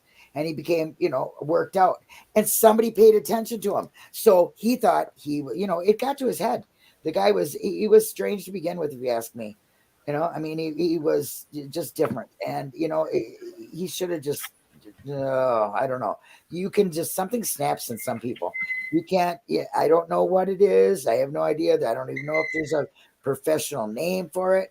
But the guy. Well, shit, and that asshat would go on all these fucking 48 hours and Dateline, fake crocodile tearing his little ass off. Well, I bet you what, I'll tell you what, he's probably crying real tears as Big Bubba's dick goes up his ass in prison now. Oh my God. That's what he needs too. That is exactly what he needs. What he did to his children. Right. Arctic, did you mean to say saying you're almost divorced is like saying Lexi is a virgin? No. But I was going to say earlier when we were talking earlier about how all these kids and how it takes a village to raise them and everything. Well, Hillary Clinton did say it took a village, and so Lexi burst a village for her. We were talking about that earlier, Linda, because I was so confused at what the hell y'all were talking about in chat. And I was like, my virgin ears. Like, I don't want to know what you guys are talking about. And then here comes Arctic. What'd you say? Mary something. I said that little bitch Mary was a novice. She has nothing on you if you're saying you're a virgin. Yep. Oh my God, I was dying. Yep. Arctics are comic relief all the time. But yeah, Barbara, it's a very sad case. I wasn't ever gonna plan on covering it because it's just, I mean, all these cases are disgusting. But for this case to me, it's had its ending. He's where he needs to be. Yep. And Christina, wait, did you never see that video that Molly did? It was disgusting. You can still find it too if you go look for it, but I wouldn't even give it any attention. But I wouldn't play it on your channel because she'll fucking copyright strike you. Yeah. Let's just put it this way: anything Molly does is a tragedy. So. Yes. Oh my God, I didn't even know about that until maybe 6 months ago. Yeah, you know, go talk to Cash Gernon's grandma about how she feels about Molly. Yeah, Oh, and God, let's what just happened bring up next? Perplex Cutie for a minute, who I happen to see, who I happen to know from my community way before, and we kicked her the fuck up out of there in the wrongful convictions with because she was about stupid. Okay, Who? she's so stupid. Perplex Cutie. Do you know what she said about Dylan, the survivor? I'd like to beat her ass. I'd like to Really? beat Fuck her out of ass. here. Yeah. I was on Cros's live earlier, and we were talking about her. I was explaining to people shock. It affects people differently. It, her not calling the police right away. The video I did on my friends that died in that house that day. Uh, my friend Tony, who survived, he was in shock. He was running around trying to figure out who was still alive, if he could save them, but he doesn't remember anything. Like, why are people blaming? Nobody knows how they will react. Exactly. Nobody knows. I'm telling you, I ran through town with my bare feet in the middle of winter. You don't know what's going to happen. You don't know how you'll react. There's no way. Yeah. Like, and what people right need to does she have to say that anyway? How is it her fault? Because the guy didn't kill her, or Yeah. what? Would you have liked to seen her be dead? What's the fucking problem there, Perplex, you piss dumb me the bitch? fuck off. Why the Get off fuck of YouTube, are you people stupid even bitch. fucking bringing her up? This poor lady. Their poor family. They re-victimize these families and these victims all the time. Look what they did to Brandy Neal with Michael's case. I know it. And Tyler, because Tyler never talks. Tyler never shows any emotion. Well, you know what, bitch? When fucking John Walsh's son Adam died, you didn't see Mrs. Walsh on TV. It was John doing all the talking, because sometimes, like, Tyler was watching Michael when that happened, just like Mrs. Walsh was watching Adam at the time he was abducted. Sometimes it's all too much for you to try to deal with, because you feel survivor's guilt because you're here and your child got taken. And you're the last one that's seen him. So, of course, you know what I'm saying? That is understandable. But normal, these fuckers around here can't understand that kind of shit. No. They don't have a forgiving or open heart. They want to accuse and point fingers constantly. You know what I mean?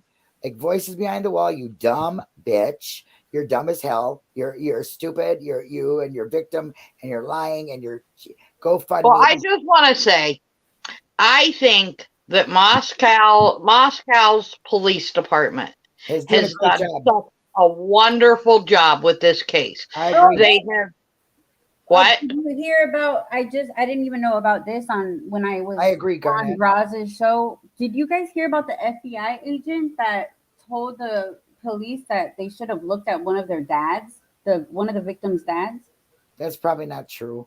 It's probably not true. It was a retired FBI agent, and they gave me the name. I guess it was reported. I don't know. He said it out loud in an interview, something, because she knew the guy's name. I never seen it. Yeah, I gotta go. I'll go back and look, but she said to look it up. So, yeah, there's so much of that. There's just so much of that. Yeah, too much. I do know that one of the victims' dads was all over. Oh yeah, see, Irene said it was an FBI agent. Yes. Probably Jennifer Coffindaffer, but yeah, probably Jennifer. It was disgusting. Did you see it, Irene?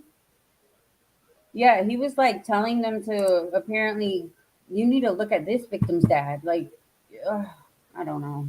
Now, I will say one of the victims' dads was out there sitting there putting information out on social media that the police had never released or anything yet, which, again, just like I don't agree with YouTubers doing it, I don't agree with the families doing that shit either, because it harms the integrity of the investigation.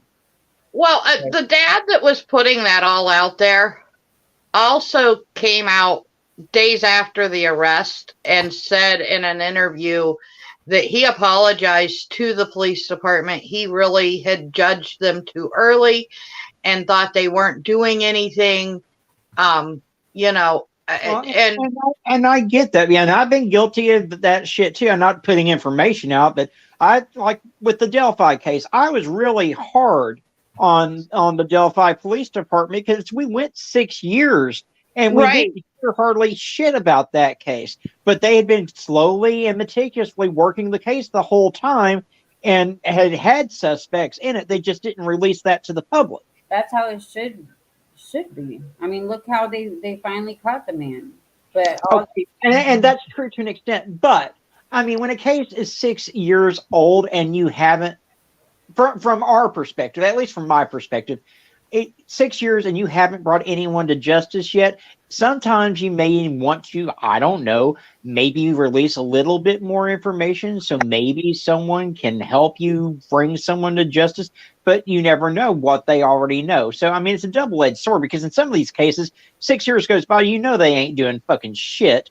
But in other, right. there's other cases where they are meticulously working behind the scenes. But I think the Delphi is kind of the rare exception on a case that goes 6 years and no one's releasing any information.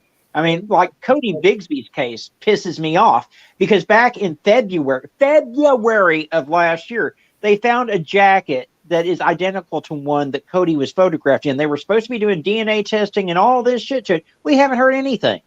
Nothing. Well, there's a lot of cases that are old, that you don't hear a lot about. There really is, you know what I mean? But they're older. They're, like past 6 years, and then you don't hear shit. You know what I mean? They're cold cases. yeah, People tend to forget about them. You know what I mean? Like all these cases with the kids that we've seen recent, through the past year, where are their convictions? Right. And the ones that we like, Harmony, I mean, Bixby, there's so many, that need to have justice, and the system runs slow. yeah. It does run slow, very, very slow. Well, they're on the verge of getting justice for Harmony now, thank God. But, with Cody's case, Yeah, you still haven't found him. Where's he at? where You know? They haven't found Harmony either. Well, That's another thing. I mean, it's like they should. I don't know. They should demand to know where these bodies are or something. well, I mean, I don't remember. I don't know if it's a nationwide law, but I know in some states, if you don't disclose where that body is, you can kiss any chance of ever getting parole out the window. Yeah, 6 cents Amelia said that in her country they do that. Like they have to tell them where the body is for something. Well, I mean, there's certain states here in the U.S. where if you don't tell them where that body is, you're not ever going to see daylight. Yep. Yeah, it's true. I mean, it's just, I don't know. If you're going to be convicted of it anyway, why don't you just tell it? Exactly. Right. I mean, you're convicted. Doesn't matter what you say. That's why some of these murderers that commit such atrocious crimes get the plea deals that they do in an effort to find out where that body is and bring the family closure. Yep. Yeah. Exactly. It's true. I'm gonna go back and look at. I watched a video the other day. I forgot whose it was. This guy, he was like obsessed with serial killers, and I don't know, but he murdered a teenager. Let me find it.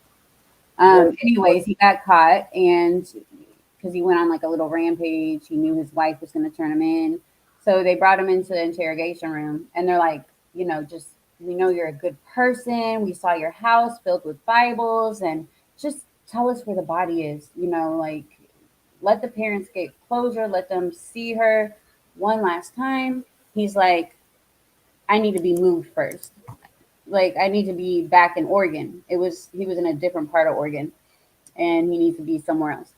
And they were like, no, like we're not going to do that until you tell us where the body is. So they're just sitting there arguing back and forth or whatever, and he finally gives in. But it was an interesting case. True crime documentary, Kaylee Sawyer, the Kaylee Sawyer case. I don't know. No, Katie Sawyer. Edwin Laura's behavior. A campus security guard had a self-admitted urge to kill and a serial killer obsession.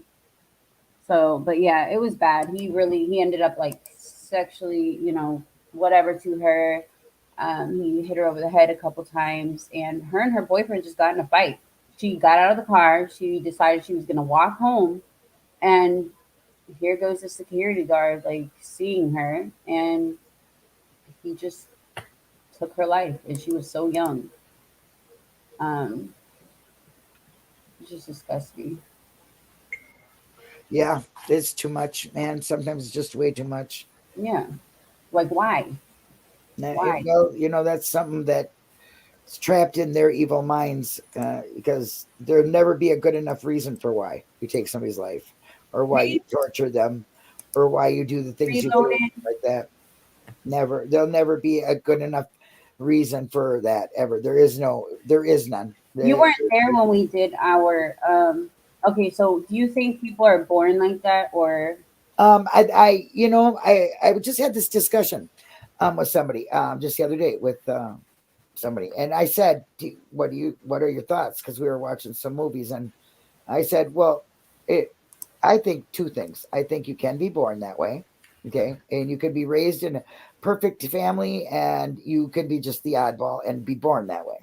And I also think that you can be made, okay, you can be made to be a killer because your life is traumatic. You go through, you're treated like total shit, and you're abused, and that can make a killer. But I also do believe that there are born ones. There are ones that are born. yeah, Back in, let's see, they did it for 20 years. The the U.S. government, actually wasn't the U.S. government. There was an orphanage or a adoption agency in New York, one of the most famous adoption agencies, and they did an experiment, a 20-year experiment where they would separate twins, right? They would separate twins from one another, and they showed quite a few cases where both twins would end up committing atrocious crimes. So, well, and they would grow up in totally different environments. They did it. They did a nature versus nurture study too, and one of my friends, my old partner, in fact, was in that study. They were one of from that adoption, and she was adopted, and so it was. They also wrote a thesis on that for their college class, but there is so much truth in the nature part. Even if you're raised somewhere different, that you really your DNA does come out in you. It really does. Hey, Reloaded. Hey, what's good?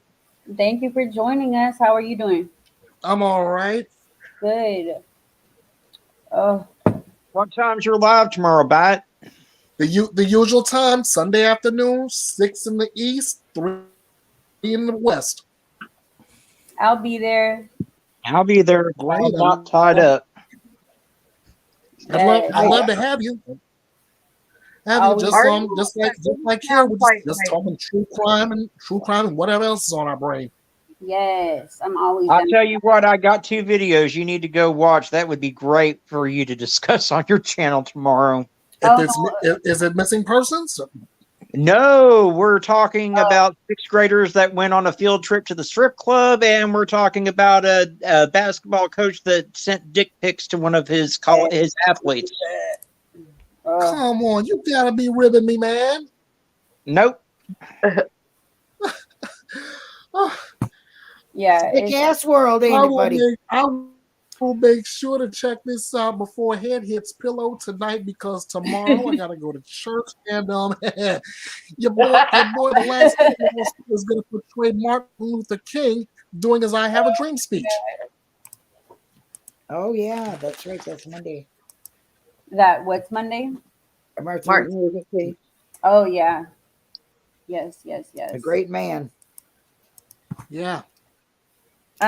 Killed for beliefs, just like so many are. That's you guys, ridiculous. I will be right back. Okay. You'll be right back. She's leaving us. I will be right back.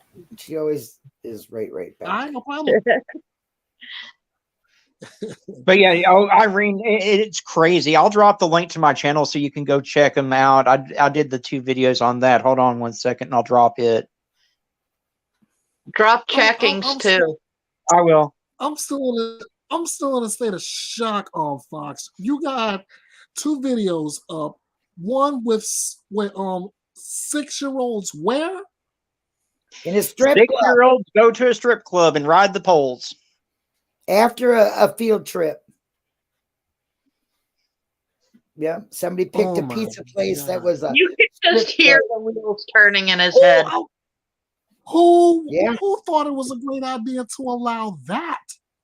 Well, I don't know. Whoever it is should be fired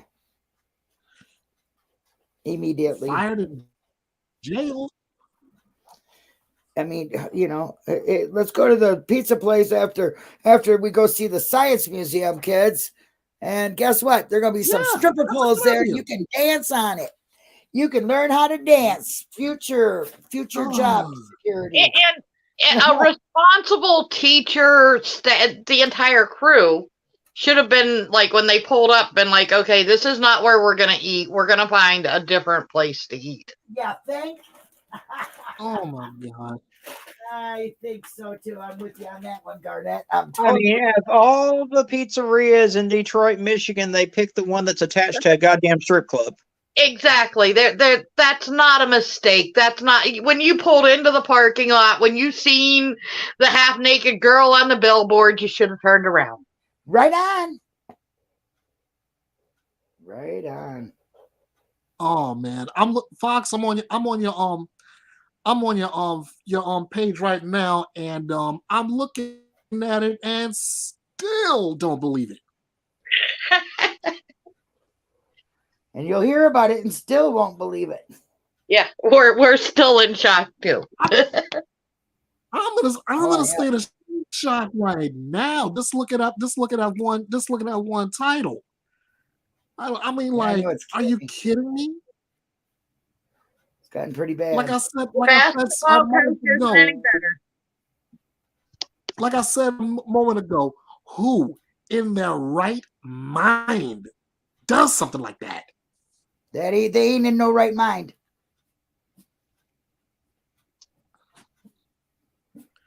Some sick individuals. Oh, you're right. You can't be in your right mind if you're doing something like that. Come on. No, you really can't. I mean, you have 6th graders. You know that's a strip joint. How can you not know that? Yeah. Well, now they said that they went to the pizzeria and there wasn't enough seating, so they just moved some of the students over into the strip club. That was just real cute of them. I bet their parents are so happy that they gave them a sex education class real quick in Gutter Alley. Right. Reasonably. And there's no. I really asked the right question, in my opinion. I really asked the right question. Who let them in? Yeah.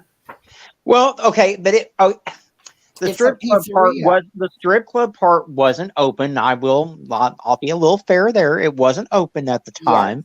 So they were playing. That's why they got moved over there to eat. But the fact is, those poles were there, and the students were dancing on the poles. And the students decided that they would post pictures of them pole dancing to their social media. Oh my Lord! Of course, the parents saw it. Of course, the parents saw it. Well, of course. Did they have hand sanitizer on them poles yet? I'm praying so. I don't know. I'm waiting for one of the girls to end up pregnant and say that she got pregnant from riding the pole. So hey, they clean it every time they. Yeah, I know. I cleaned it every time I touched it, and I know that for a fact. Okay, I know for a fact they clean it too. Because I got experience there. Yeah, same here. Was Chuck E. Cheese. No, good question, Eileen. Irene, good one. Was Chuck E. Cheese closed? Right. Reloaded. I am so sorry, but I'm so bad with names. How do you say the full name? I can't say it either. Don't feel bad. It's Bathias. Bathias. That's it. Okay. That's it. Betheus Fight Reloaded. Betheus. Mhm. Oh, I'll just stick with Reloaded because I tend to massacre I am stuff so like yeah, I am so bad at names, and I apologize, but yeah, I Same thing happened when he was on panel with us, remember? appreciate. I do feel bad about it, but I can't help it. I butcher people's names. I do too. It's Oh, just and it's impossible for me. the, But I can clean. yeah. Fuck the first one. With the basketball coach, I could have cleaned up the language on that one, but still, it's still stupid. I mean, what was he thinking? And it gets better though, Bite, because he only has a $5,000 bond. Stop. Only $5,000. Yeah. Yeah, what's the matter with the Good world, thing right? You know, it's a good thing. A, I'm not a judge. B, in Virginia. Well, what about the kid that went to That school, bond would be a said he lot had a more than gun, $5,000. and they That much. checked his backpack and he ended up killing somebody? Yes, yes. Do I have any Oh, but Linda, have you not heard about the Never mind, I got it. 6-year-old? 6-year-old went to school and shot his teacher. Yeah, I know. They Yeah. checked his backpack. He told them They he had a gun. Oh, They you didn't already believe him. said it. And I they didn't know did you not said believe the him. thing. I want well, Fox, and they you're had not gonna metal believe me. detectors at the school, Yeah, and they only randomly used the metal detectors. yeah. How wonderful is that? Don't your Fox, children feel you're safe there? not gonna believe this. You just mentioned about the 6-year-old in Virginia who shot his teacher. Yeah. Yes. I wanted Yes. to do a special live Monday edition of the Bite. Have you guys on here and want to discuss around that. Plus, I had another story posted where a girl stabs and kills her younger brother. Oh Lord. Oh Yeah. gosh. I think I read that. There was a similar case to that Reloaded. several years. There was a similar case to that several years ago. Look up Paris Bennett. He stabbed and killed his little sister. Oh my Did you Lord. hear about the boy that killed his mom for over the video game? Over the video game. Yeah. But you know what? I got no sympathy for that mom because had she had her shit locked up like she should have, she wouldn't have gotten killed. And why do you have your kid that bad? Like, that's where it comes in where you say Arctic, they put their kids in front of, this thing all day. And When my kids got mad at a game, I turned it off. I Yeah. said, "Oh See, no, this- you're not this is the playing it. kind If of- it's pissing you off, This it's is the a kind game." of stuff I want to talk about today and tomorrow. Okay. Yeah. Well, You know, just like that 6-year-old, that boy better get the psychiatric help he needs and not get charged with shit. His parents are the ones that need to be charged because they didn't keep their shit locked up. Yeah. Exactly. If you can't be a Absolutely. responsible gun owner, don't own a gun. Amen. Exactly. Exactly. I'm all for guns, and I think everybody it's should not has just the right to guns. have one. But you lock them up. You lock them up where the kids cannot get them. Yeah. Their ammunition is not kept together. There's no reason that kids are getting guns and killing people. Yeah. Not a 6-year-old. And There's the no. one that took we just said that the teacher the other day. Will not forgive that. That's completely the parents' fault, and no, I'm sorry.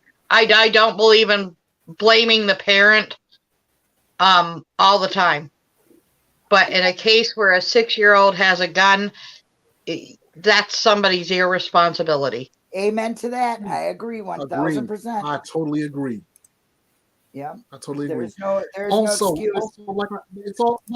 Also, like I said, it's not just guns. I mean, in the case of the child who stabbed his her younger brother, how come the parents didn't put the knives and whatever away from the child's reach?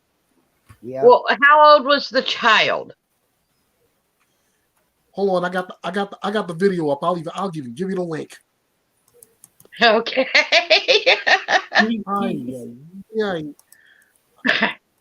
The only reason I ask, because there's a big difference between a 6-year-old grabbing a knife and a 15-year-old grabbing a knife. Yes, It's pretty hard unless you know the child's having issues. Yeah. You wouldn't normally keep your kitchen knives locked up from a 15-year-old. True. At 15, you expect them to be helping you with dinner, and unless there's issues that you've seen before.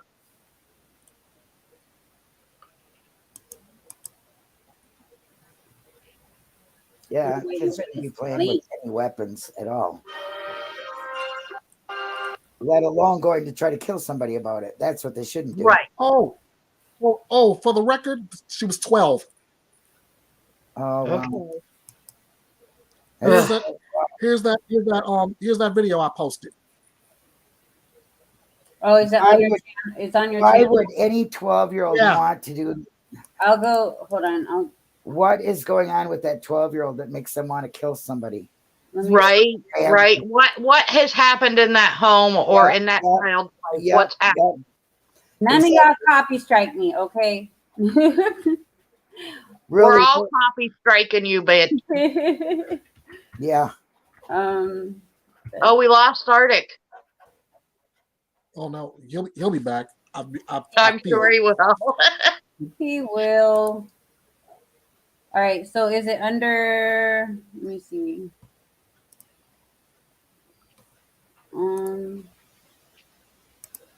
What is Texas teacher dead? Is that the one? No. No, that's the 6-year-old. The child stabbed to death. Yeah. Child stabbed to death. Sibling charged. Okay, let me see. Let me share the screen. Let me see. Where's Arctic? I don't want to. Hold on. Oh, there he is. Okay. He's back. All right. Let me go. Share.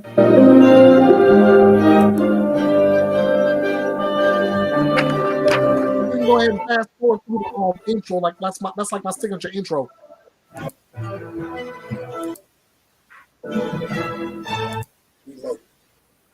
In an unfathomable story, police say a 12-year-old Oklahoma girl fatally stabs her 9-year-old brother as their parents slept upstairs.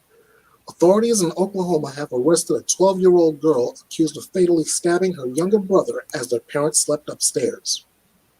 The young girl allegedly woke up a parent at their Tulsa home just before midnight on January 5th and claimed she had stabbed her 9-year-old brother, according to a release from the Tulsa Police Department. After first responders performed CPR on him, the young boy was rushed to a local hospital where he was taken into surgery. The 9-year-old boy was pronounced dead shortly after 2:30 a.m. His older sister is being held at the Family Center for Juvenile Justice, and the Tulsa Police Child Crisis Unit is handling the investigation. The children have not been identified by authorities. A possible motive for the killing has not yet been shared by investigators, who have noted how it's still too early to tell, especially considering the suspect's age. Intent is going to be a key component that the court system will have to work out, Tulsa Police Captain Richard Mullenberg told Fox 23. Obviously, we did some interviews, but interviews with a 12-year-old are very preliminary. An anonymous neighbor reacted to the tragedy, saying that the parent's life or the little girl's life will never be the same, especially the little girl. According to the police department, the stabbing is the city's second homicide of the year, with the first also being a family-related incident. At 6, police investigating after they say a 12-year-old girl stabbed her little brother at a South Tulsa apartment complex. Officers say it happened just before midnight near 64th and Riverside. 2 News Oklahoma senior reporter Justin Ayer explains what led up to the stabbing and where investigators go from here. A quiet but somber morning at the Riverbank Plaza Apartments. Just before midnight, Thursday, Tulsa police say a 12-year-old girl fatally stabbed her 9-year-old brother. I cannot believe that. That's absolutely insane. Neighbors like Marty Parsons are in shock, and so are police, trying to piece it together with their child crisis unit. This is such an extreme point of atypical behavior that we see.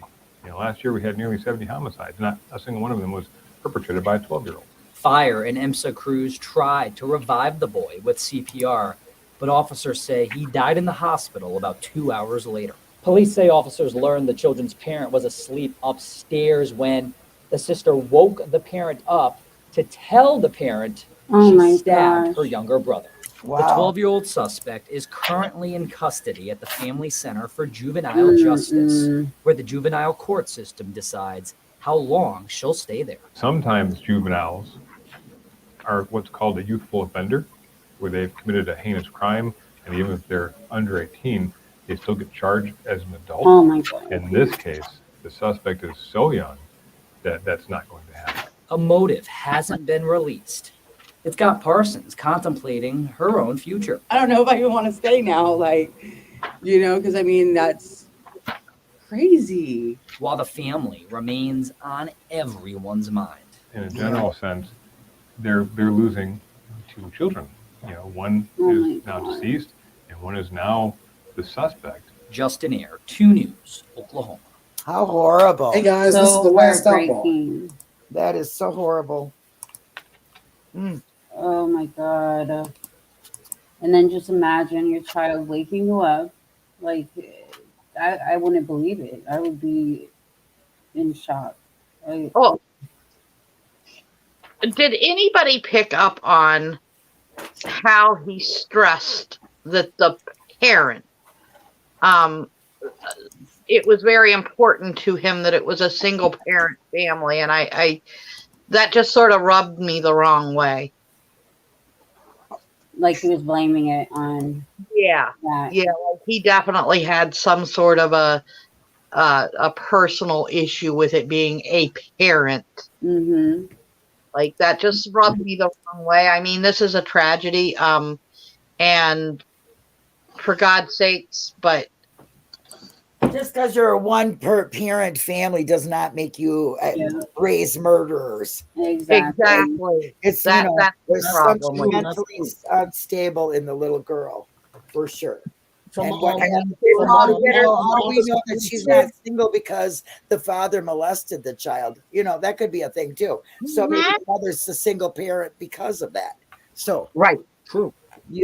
Pass judgment later, Mr. Newsman. You're not supposed to be doing that anyway. Exactly. Oh, I don't know why that just really rubbed me the wrong way. I'm sorry. I know you noticed that right away. I didn't It even rubbed think me of it. too. It rubbed me the wrong way because I raised 2 girls, and they're very great great humans in society, and I was by myself. Okay, so and the reason being their father was a piece of shit. I think for me, it's because I see the media do this all too often. Yeah. They absolutely drive the way they want the investigation or who they want blamed. Yeah. They drive that. Trial by media. The media is not any better in a lot of cases than what the fucking true crime community is. Except for the media just does it in a classier way. Yeah. They don't have their cash apps. They don't have cash apps going gang, gang, money, blood, blood, let's go. Right. No, that's what their commercials do. Yeah, exactly. I get it. We've been on here 2 hours for a think tank, so that's great, guys. Gotta go, man. I will be on here more, longer, because I just, Well, then you stand. I'm jumping off, guys. I gotta go to bed. This is late for me. Well, I appreciate you being on here. Oh, I appreciate you having me. I really. It was all for you. I know you wanted to love do you my guys. bed. I miss you guys, but I am. I'm used to going to bed early, so Yeah. And I get All right. Well, we love having you here. Yes, and I hope you're gonna have one this week too, right? Yeah. Yeah. We'll get together on the time. I will let you. Well, you'll let me know 5 minutes before because you have to get Lexi's will be the only one that knows not in advance. All right, guys. All right, guys. I love you. Take care. Love ya. Love ya. Bye. Bye. Good night. Yeah, I mean, this is the kind of discussion we need to get a hold of. I mean, kids getting a hold of weapons so easily, you know. Yeah. Yes. I mean, it's talked about all the time, but nobody they don't think it could happen to them. Just like they don't think that their kid could go missing or their kid could, Well, and too many times we don't take the mental health signs in our children seriously either. No. Fact. I mean, we see the behavior and we see the triggers, but it gets written off as kids being kids. Yes, and a sad fact. I have to say, I've got a child that has a pretty severe mental health history, and as a parent, that was very hard for me because I grew up in the 70s. Mental health wasn't a thing. You toughened up and got through it. You know what I mean? As a child, I was abused sexually. Got so many fucked up adults now. Exactly. Yeah. I'm willing to bet right here. I'm willing to bet on this panel. You got a couple people here with some kind of mental health issue. Oh yeah, I definitely have my issues, but I have it taken care of. Shit, I got the papers to prove mine, but I take my medicine. So I mean, I don't know if it really makes a difference or not, but I think if I didn't have them, I would be more crazier than I already am. So it has to be doing something. But what were you I do agree. These are important conversations to have. Education and, I don't know. Darnett, It's hard. you grew up very, well, I don't know about the whole, what was it? The circus? No. Oh, no, I traveled with the carnival. Yes, the carnival. Oh my God. I'm a little corny. It's okay. That would have been so freaking fun. And you know what? That like I said, my parents were the best parents in the world. And I learned so much about life out there on the road. And none of my trauma come from my parents or on the road. It was an extended family member and, but none of that came from any of my immediate family. I'm sorry. And it's like back then, if you told someone, I hear a lot of stories is that you just throw it under the rug. Like, well, I did. I told, and I was told by that was the only way he could love, and that oh my God, it was rough. But at that time, nobody said, "Hey, let's take her to a doctor and let her talk this out." No, it was just shoved under the rug. So as a parent, I had to learn how to address these issues and that they're real. Yeah. They're valid, because I never felt that my mental health was valid. Mm-hmm. I was in my mid-30s when I figured out how to start coping with my trauma. Yeah. Yeah. I still have problems coping with my shit sometimes. I mean, so when I was 12, I found my grandfather after he had committed suicide. Oh my God. And then in February, I found my dad gasping for air, and he literally died in front of me in the hallway of my house. Oh my gosh. I remember you told me about that. That's a whole lot to deal with right off the bat. When I was 14, I told you all the story about my best friend that got killed. That we always walked home from school together. We always stopped at the same convenience store. And that day I decided to skip school. and Mark got abducted and murdered. And I held a lot of guilt for a long time over that because I felt like if I had been there, maybe I could have done something to stop it. But then after years of therapy, I've come to realize that all that would have happened had I been there with him is I would have ended up meeting the same fate. Right. You'd have been a victim as well. Yeah. Exactly. It's me with mine. It goes back to my early childhood too.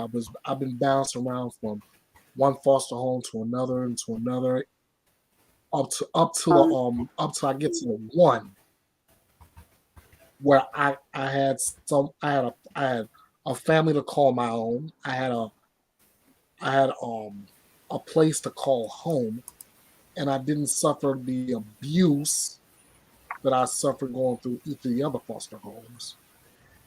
Aww. But still, that still lives with me at times. First, I right. start out school, and to no one's surprise, I'm bullied relentlessly. That still carries over, and the whole thing was I couldn't control it. That's where my issue comes in. I'm a work in progress, mind you, but I still have issues trying to get myself out of the middle of things that I can't control. And that is where my generalized anxiety comes in. I'm so sorry for everything that you went through. I mean, I'm glad you found a home, that you were safe at, and it's just everything you went through. There's no way to ever, you move past it, but you never forget. And it's Yeah. Not at all. And, that's going back to the Anna Walsh case. I'm worried about those 3 kids, what they may have witnessed happen to their mom. Mm-hmm. That's another case I want to talk about this week. I'm still not only worried about Anna and see if whether she is safe or not. Oh, but I guarantee you, she's gone. Yeah, I don't know what he did with her. I think he murdered and dismembered her by all the damn blood evidence in that Dexter crime scene cleanup kit. He spent $450 at Home Depot buying drop cloths, tarps, cleaning supplies. I mean, come on now. Yeah. Fox, you and I must be sharing the same gut instinct because I was thinking the exact same thing. Yep. I mean, it's just, and I don't know if you heard Arctic say earlier that he was. I don't know if you heard him. Sorry. How in God's name do you spend 400 and some bucks for cleaning supplies? Yeah. That is. And he's not very bright. He goes and dumps all the damn blood evidence at the dumpster in front of his mom's apartment complex. It's like saying, I killed her. These people are just morons. There used to be a show called World's Dumbest Criminals. This guy would be the absolute perfect candidate for it. It's like at that point that you have to think, like, do they not care if they're caught? Like, they're just, He bought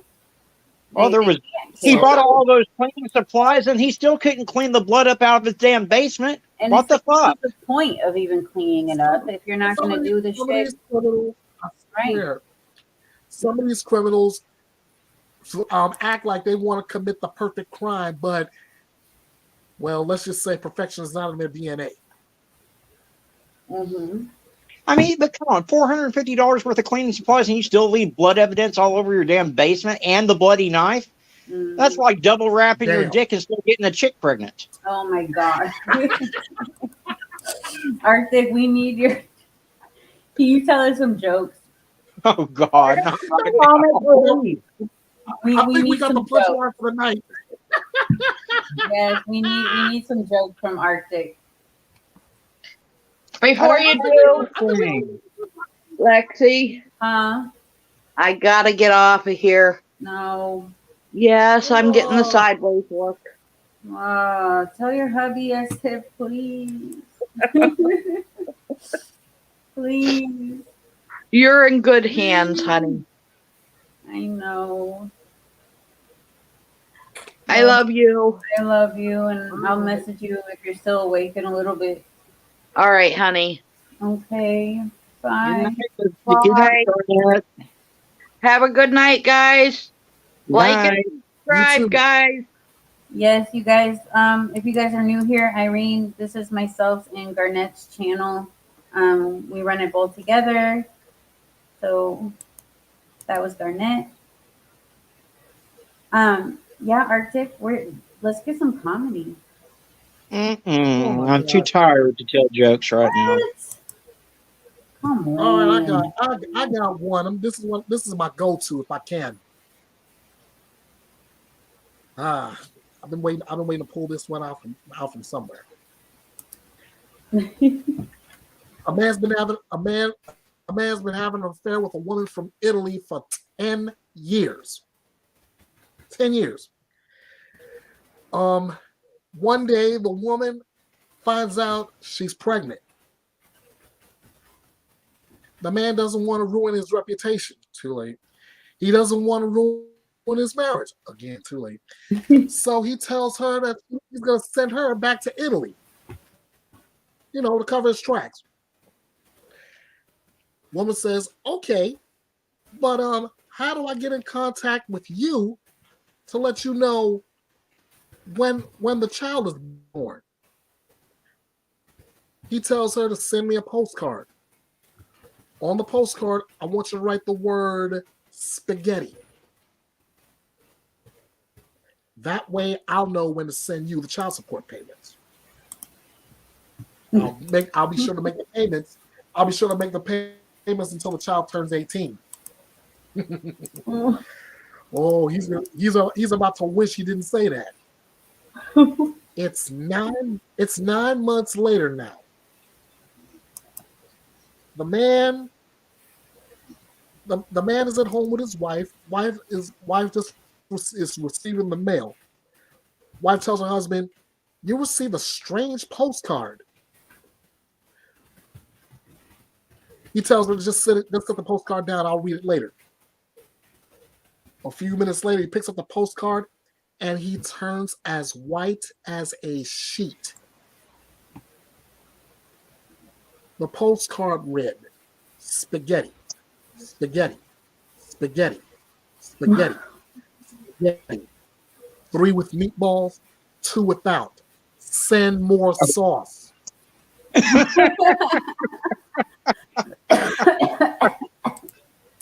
Oh, okay. God. I've got one for you. Oh my God. Okay, so Easter's coming up, so I've got to at least tell my Easter joke. So 3 University of Oklahoma football players died in a car crash and get to the pearly gates in heaven, and St. Peter's sitting there, and he tells them, I'm going to let y'all in, but y'all got to answer one question before I can let you into the pearly gates of heaven. So he goes to the wide receiver and he's like, son, I'm going to ask you an easy question. What is Easter? Well, wide receiver's like, oh, I remember Easter. Every Easter we get this big old bird and we stuff it full of bread. And then we sit around the house and we watch football all day long. And St. Peter's just shaking his head and says, no, son, that's not Easter. Go sit down. So then he goes to the running back.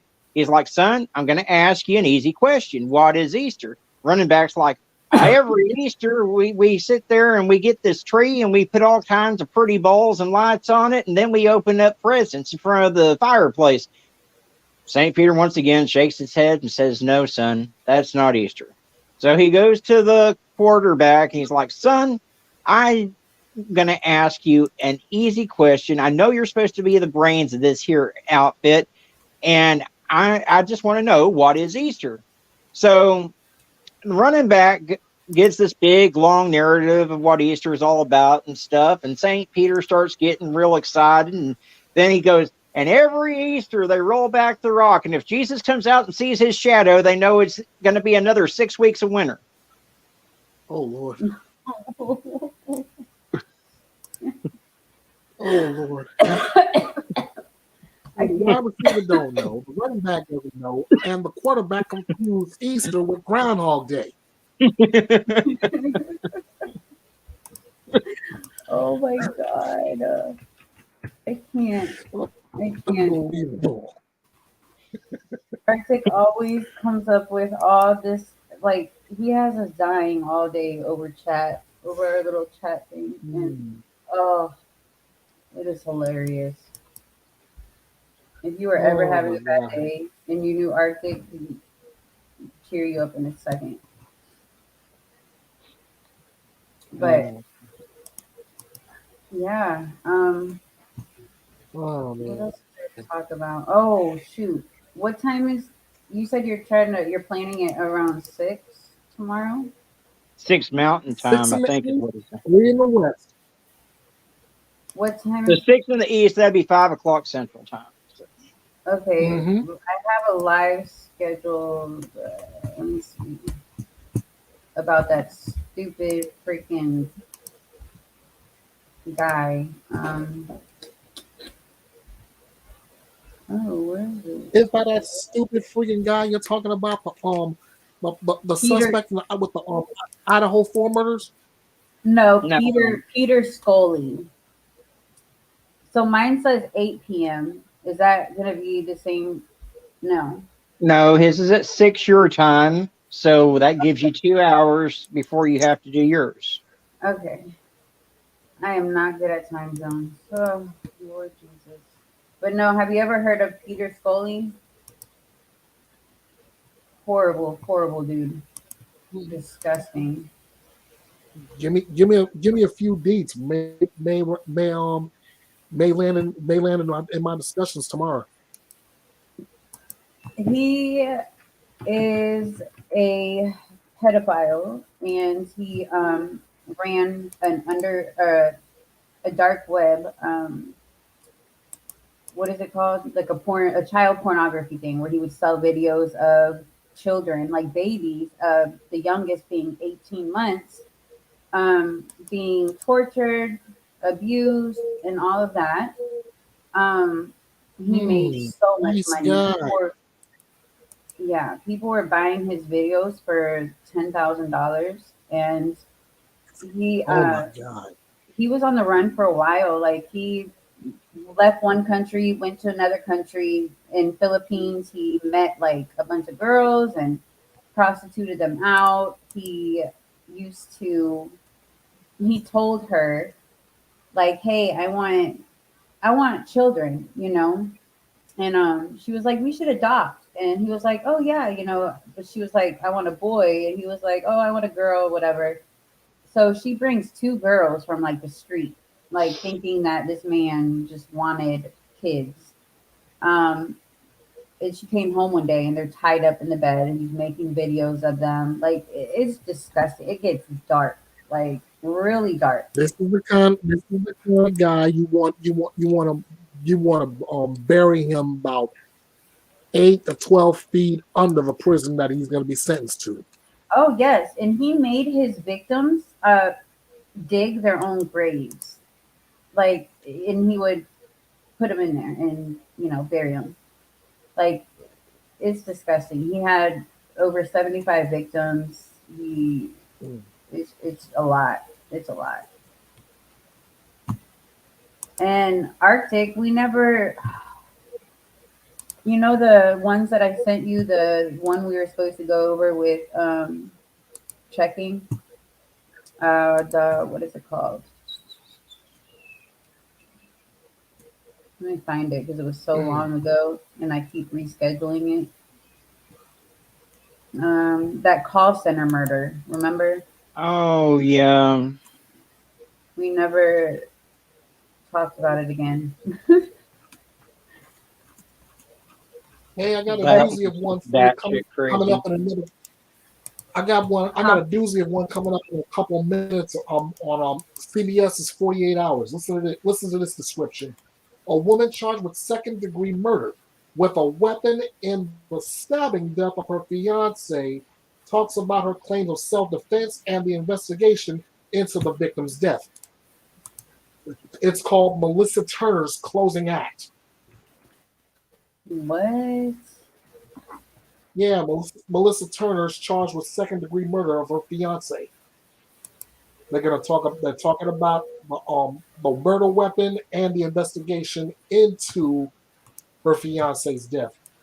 Oh wow. And that's coming up in just a couple minutes. What channel is that on?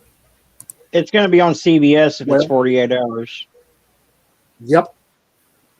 Oh my god. There's just so many crimes. I don't understand. Why? That's all I can say. I'll tell you what, some of these criminals are so goddamn stupid. Even Rand McNally couldn't give them a sense of direction.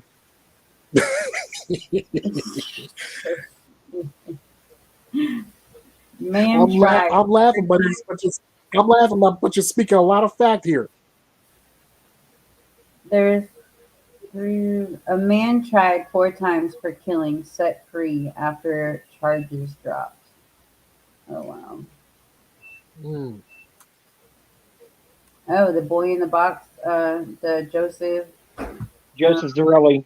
Yeah, he got his new grave marker. Did we ever hear That is awesome. Did we hear any updates about him? Let me click on this. Like who his family was. Remember I had posted the I don't. I've got ideas of who his family is, but I mean, it's just sheer speculation. It's pretty. Yeah, I had posted that too, but I don't know if that's really them. Well, and the thing is that they said they used adoption records in addition to DNA, so we don't know, even if those are his biological parents, if that's who he was living with at the time that he was murdered. Yeah. Yep. It says, hold on.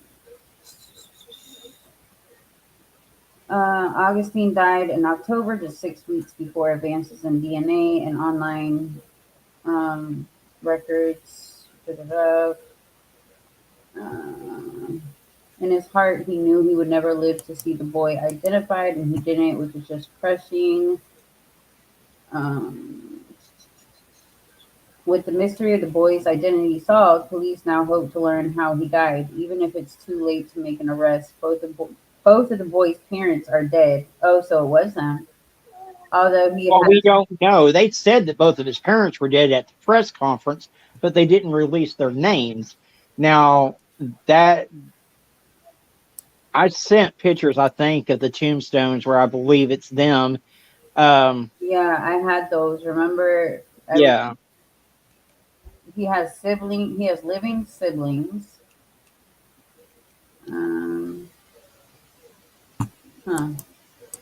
Because he came from a prominent family, apparently.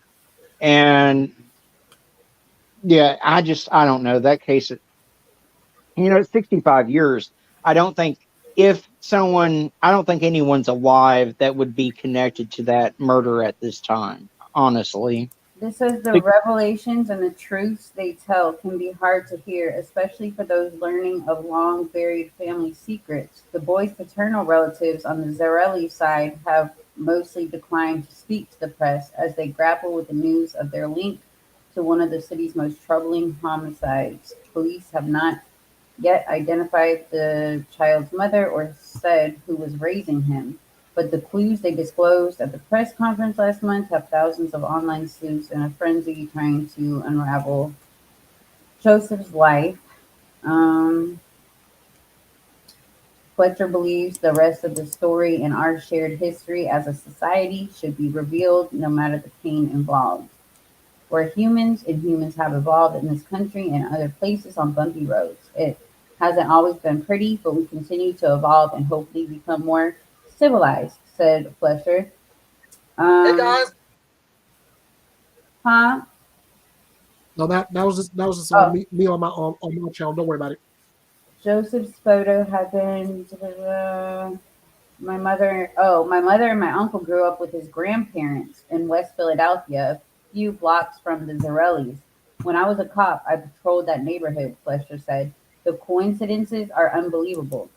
Augustine's daughters likewise marvel at the similarities between the boy's name and their father's. Perhaps they got together in heaven and decided to finish this out together, they said.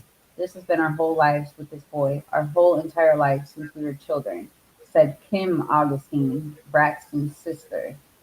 We played softball next to the Potter's Field where he was buried, and we would visit him on the holidays. So, yeah, there's nothing. I mean, I really wish they could figure it out. Who did this?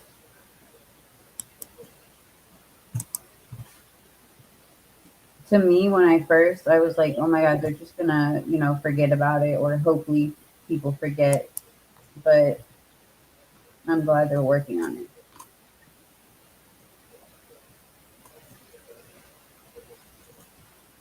What is this? Oh.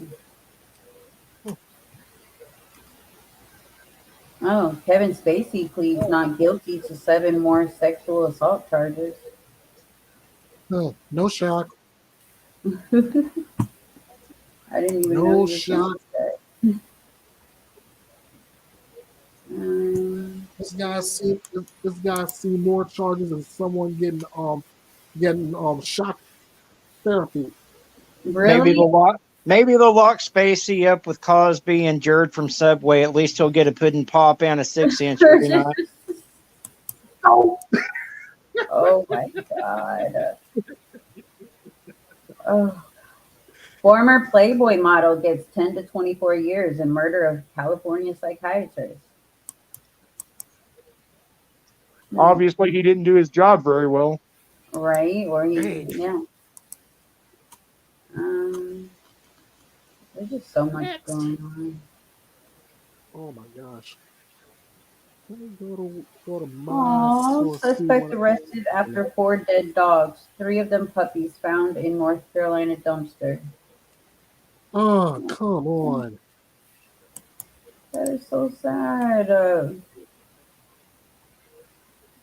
Oh, I got one for you. This is from People Magazine's Crime Files. 13-year-old boy stabbed and killed outside of a Chick-fil-A in L.A. They said that he was a good kid and a good soul. Oh, I just saw that one. Yes. Ugh.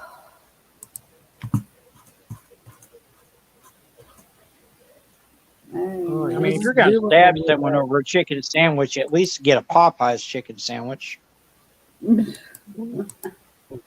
Chick-fil-A, okay. All right, here's a bad. I like my chicken without the homophobic aftertaste. Okay. There you go. I feel you. Here's a bad rendition of "Over the River and Through the Woods to Grandmother's House We Go." 13-year-old on the way to grandmother's house killed in a hit and run. Toddler brother on life support. What is that? Wait. The grandmother? The 13-year-old was on his way to his grandmother's house. He's killed in a hit and run. His brother, who's only 2 years old, is on life support. Oh my gosh. Yeah. And they're still searching for the driver. Yeah, of course they drove off, fucking assholes. Probably drunk or high.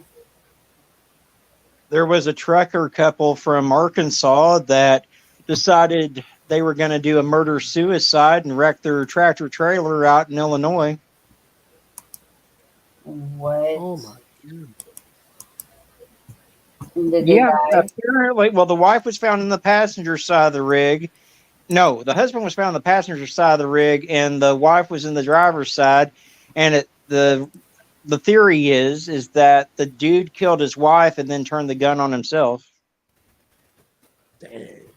That is so sad. Did you guys ever find out keep up with what was his name? Brian White, the guy that escaped Casey White? Yeah. No, I'm trying to put that son of a bitch out my head. Larch looking motherfucker. Hit and runs are rarely solved. Yes, Once that was done, once that was done, I said, okay, let's find another case. Yeah, They because said, that's all we this heard is about for months on end. Casey and Vicky White this, Casey and Vicky White that. Jeez. Now it's all Idaho for this and Idaho for that. I don't care if you the hoe. I don't want to hear about it Oh anymore. my god! Wow! I think I hate you. Wow! Oh my god! I can't. This is the kind of wit you get from Arctic Fox True Crime. I mean, he is straight up what he does as far as missing persons. But beware of this man's wit. He is quick. Yes. I don't care who the hoe, you the Oh, hoe. Oh my god. Oh my god! All right, here's another. This is one I found. This was posted yesterday in People Magazine. A missing Ohio teen was found shot dead in an alley 13 years after her father's unresolved killing. Father was killed in 2010. Oh wow.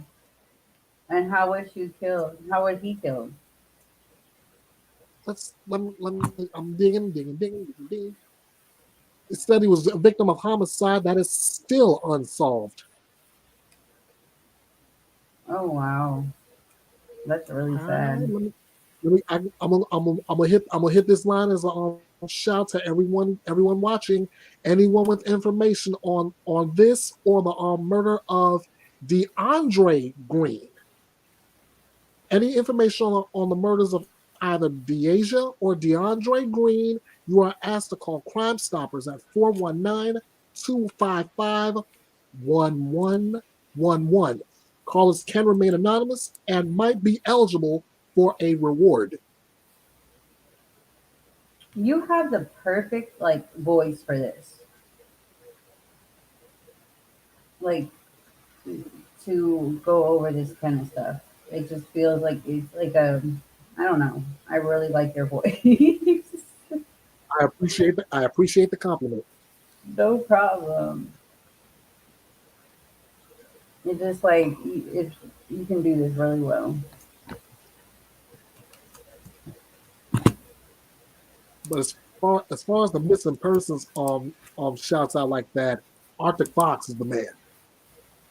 Oh yeah, definitely. Lexi, I dropped one in the chat if you want to play it. It's one that could use some attention. Man was found deceased under very suspicious circumstances. Wait, and what? Oh, right here. Hold on. What's it like shopping on Carvana? Share. What is going on YouTube? Yeah.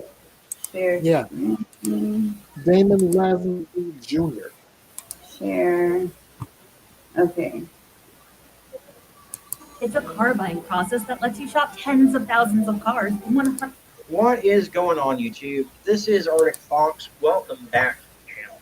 Today we are looking at the missing persons case. Well, it's not a missing persons case anymore. It's actually a death investigation now.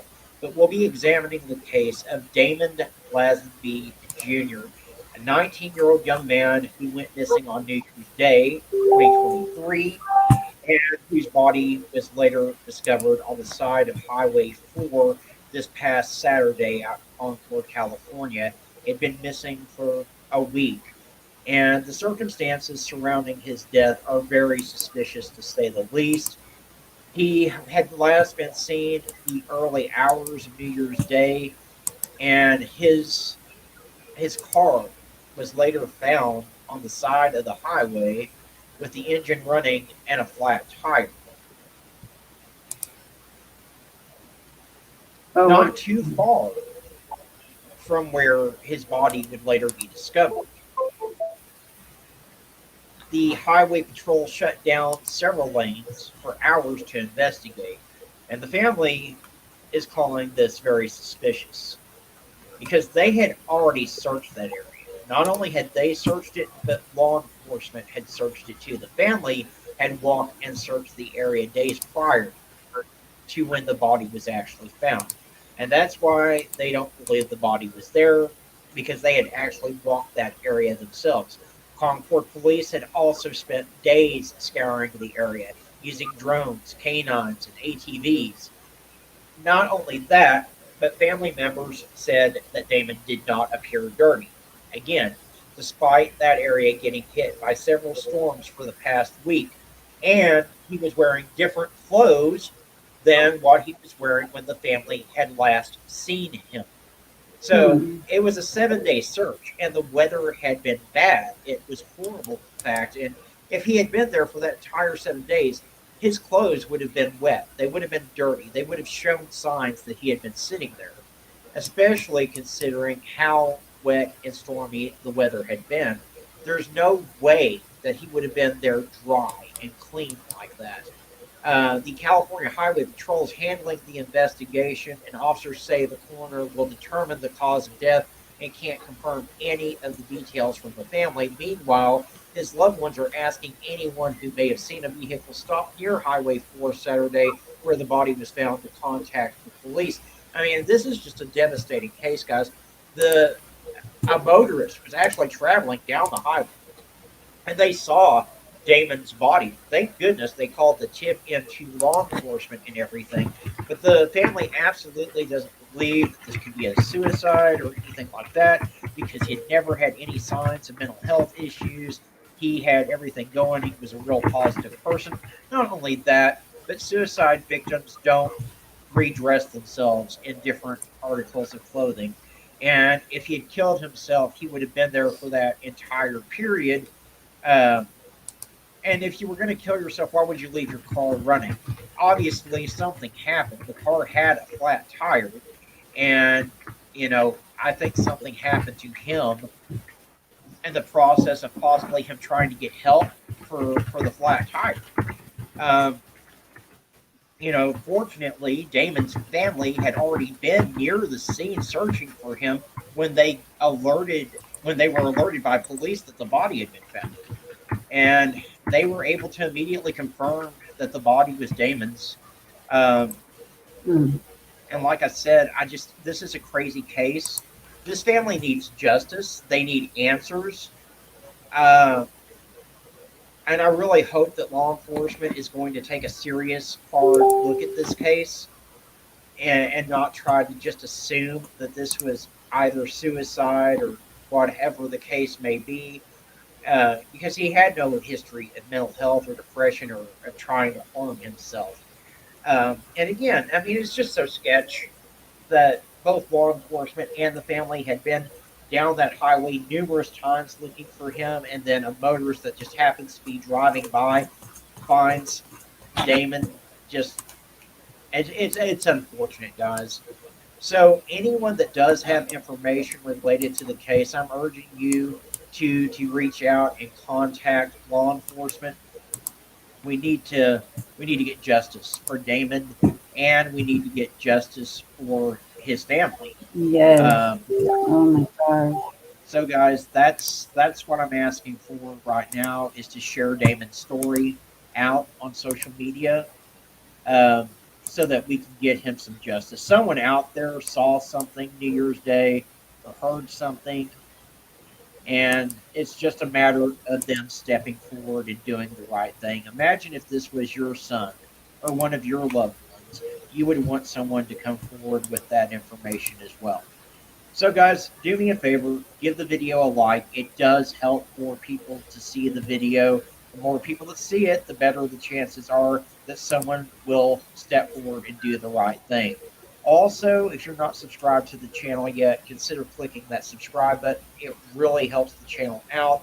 And if you ring that notification bell, you'll always be alerted when I post important videos such as this. But the most important thing that I'm asking for you to do above anything else right now is to click that share button. Share this to your Facebook, your Twitter, your Instagram, wherever you have social media, guys. It takes 1 second of your time to do. Make all of them were able to find justice and answers for this family and for Damon himself. As always, guys, I do thank you so much for tuning in and watching. I appreciate each and every single one of you. Y'all be kind to one another out there, and I'll see. That is that is so heartbreaking. It It's is. crazy. It is. That is actually one that Garnett sent me because at the time she thought he was still missing. And I went to do the research on it and I found out how crazy this case was. They had found him, but under those circumstances, I was like, I'm still going to do a video on this. And they already had Yeah. searched the area where he was found. Yeah. That is insane. See, that reminds me of that Misty case, kind of. That's so. Oh. So he was man. put there after they searched. Somebody probably said, "Oh, well, they searched there already. They're not going to go back and look," or I don't know. I mean, well, I don't know how they could have missed him with infrared drones and canine units and all that, and the family missed him too. I just don't buy that shit. And dead people don't change their clothes. Yeah, That's for exactly. sure. That is very. Ooh, that is very weird. I want to look them up and see if there's anything. Hold on, you guys. I just got something. Oh. Oh my gosh. Ugh, I really want to go over this, but I'm going to wait until Garnett is on here. The whole Kyron Something thing. huge. Oh, Well, we have, huh? I just said, We have oh, this is right in my area. Oh, what? Kyron. But Kyron it's Hornet? all over the Kyron case too. Oh, well, we have a Facebook group. I don't know if you've joined yet. It's Kyron Horman, New, Old, and Ignored Tips. Terry's son is actually in our group as well. We've done an interview with him. He answers questions. Um, like most people, we thought Terry was guilty at first. But after a lot of stuff has happened and after we've seen the ugliness and how messed up this investigation was from the beginning, we've done hours and hours and hours of research. Like, we know, we've reached out to people, we've talked to Dee Dee's lawyer, we've done so much, and we don't believe he is dead. There's another group out there that his mom actually is friends with the lady. It's a group of like 50K people, I think. And this lady every day posts, Kyron's dead. Terry did it. Oh, Terry made Dee Dee do it, and he's buried. And she says that that's facts, and there's new evidence. And she puts all this misinformation out there. And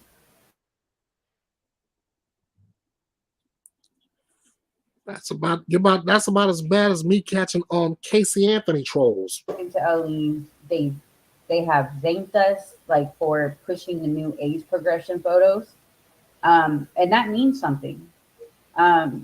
If they thought he was dead, they wouldn't really be pushing that, and they're looking overseas as well now. There's a lot of sex trafficking in that area, or trafficking.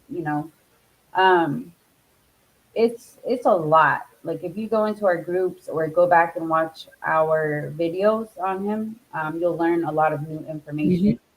We break down a lot of stuff.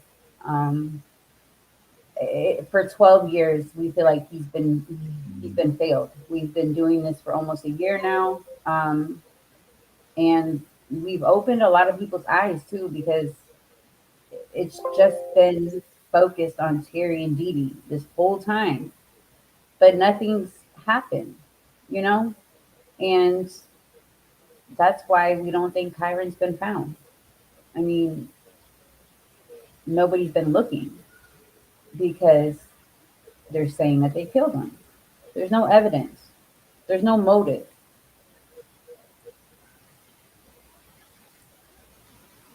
So if you just research, if you really, really research, you know, you can find out different information, what's false, what's facts, and it's a lot. And poor Kyron, I really feel like he's out there still. I truly, in my gut feeling, feel like he's out there. Um, we've had we've had talks with his mother as well. We put together like stuff to bring awareness. Like in the summertime, Arctic helped us with this as well. We put together, we collected school supplies, but in Kyron's name for his school that he disappeared from Skyline. I made a GoFundMe and it was called something. It had Kyron's name in it and his mom, which we've had words before in the past, because we've found information by documents that we have, like court documents. You know, there's a book. I don't know if you've heard about the book, Boy Missing. Yeah. Um, we've found a lot of misinformation in that book by these court documents. And that book is only Desiree. Like nobody else has taken part in that book. James, uh, Terry, doctors, Ellie, nobody except the mom. Um, so, I mean, why lie?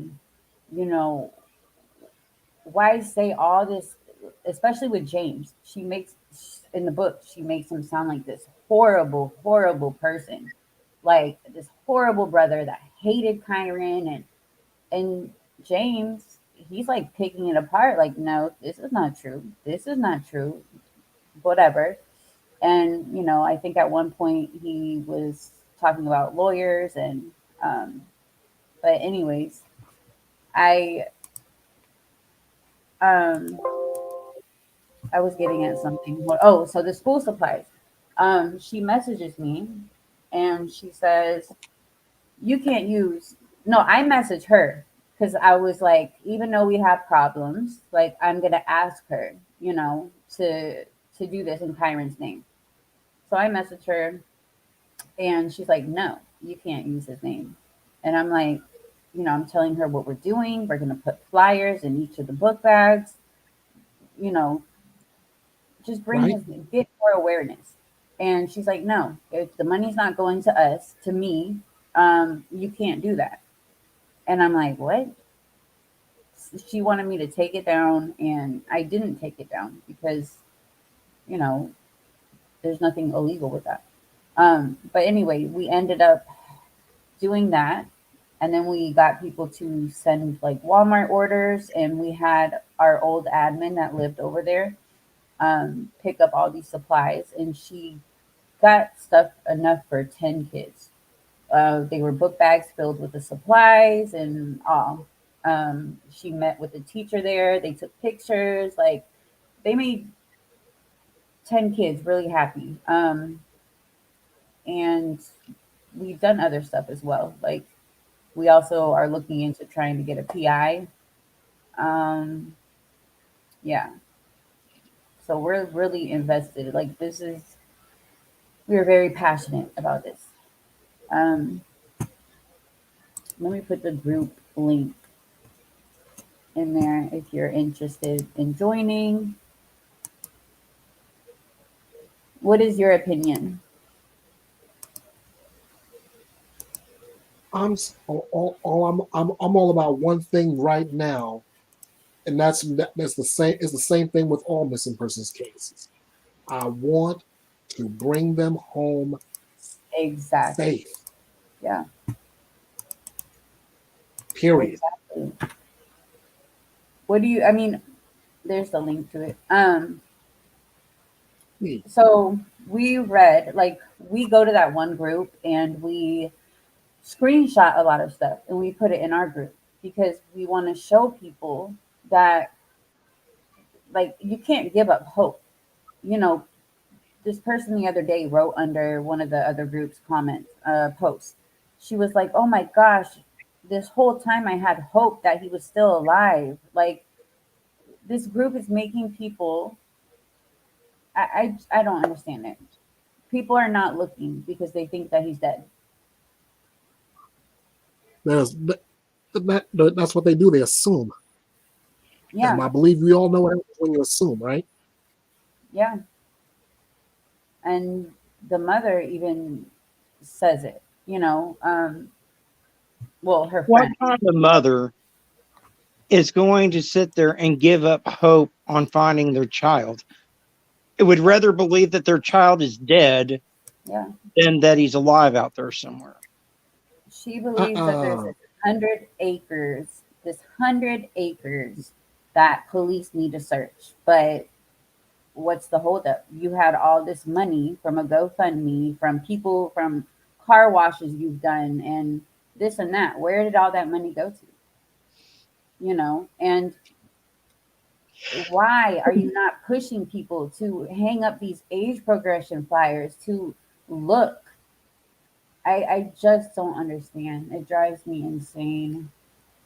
It does. And we've reloaded. We have been through so much. For years they had this narrative out there. And there used to be like 3 people, like myself and Garnett, that had a group. And it was for Kyron. They believed Terry was innocent as well. Um, this other group, they harassed, they threatened, they made calls on them. They did so much stuff to them that they made them shut their group down and like disappear. It's crazy what they do. Like, I've had people message me harassing, threatening, like just crazy shit. And I'm like, this is for Kyron, you know, but in order for people, in order to, you know, get people to look for him, we have to make them understand, like, this stuff is not true that's being said by this mom and this person with that runs that group. um it's not true. They've doxed Terry. They've put the type of car she drives and all kinds of shit in that group. Oh, they follow her. Oh, They go to her house. They record her. Like, they say they want to kill her. And okay, if you're trying to put pressure on somebody, don't you think that 12 years of this harassment would have made somebody snap by now? Like, this lady has been agreed. through hell. Like, hell. They record her every move. The long They and the plus on top of it, the longer with Kyron missing, that's more of a hell. In fact, one of exactly. my favorite wrestling legends would say this, and I'm quoting him directly. God bless him. That's not living. That's a living hell. Yeah. It's she couldn't even help search for him because of all the harassment. Like, she would have probably ended up getting killed. Um, and she hasn't been able to post pictures. Like, people ask all the time. They're like, "Oh, why doesn't she post any pictures of Kyron?" So lately, we see that she's been posting them on Facebook, and I'm like, "Oh, that's wonderful! Like, these are pictures that we've never seen before, you know." And let me show you this. What does this look like to you? Let me hold on. I'm not going to tell you. Just want you to look and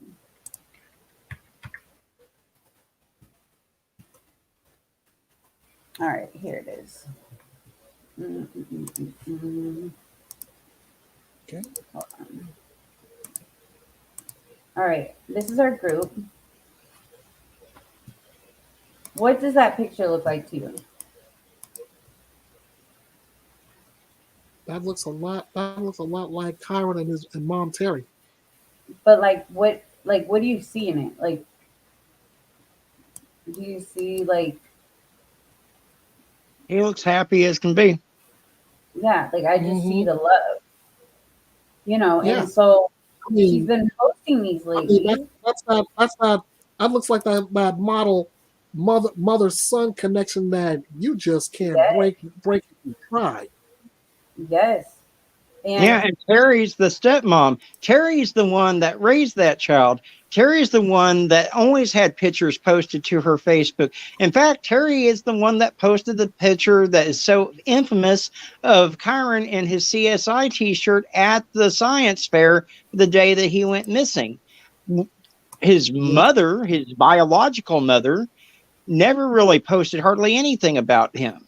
no, she's the one that had all the pictures, and Terry tried to keep that relationship. Like she would drive Kyron the 3 hour drive to go see his mom on the weekends.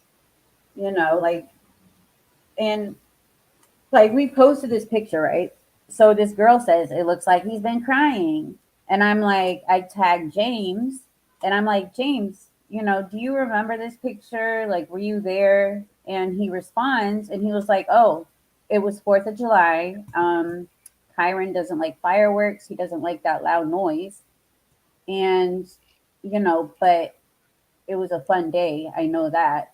We just did, like, he described the fireworks they did because he doesn't like those big ones, and you know, but just these people, like, he looks like he was crying. How? I, they just, every little thing she does, and it's like, stop focusing on her, focus on Kyron. We, uh,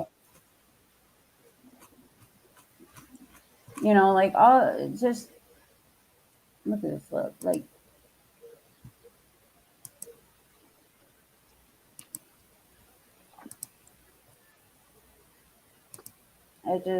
I don't know. And people blame James too. Like somebody the other day, like said, "Oh yeah, James, something about him doing it or helping or knowing." And he was 16 and he was hours away at Boy Scouts. Like he had nothing to do with this. It's just ridiculous, you know.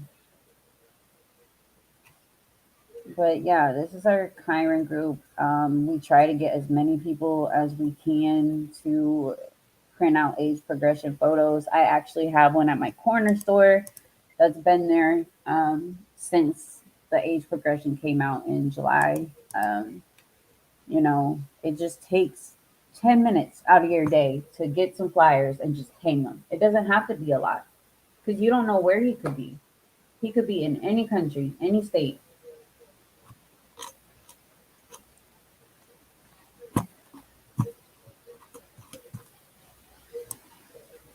And if it came, we always say, if it came to her being guilty, but us finding out what happened to Kyron, like we would celebrate the same way, but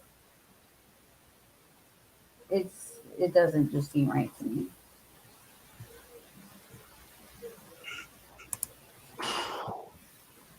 And to think how long it's been since we've had any kind of update on it. There has been no updates.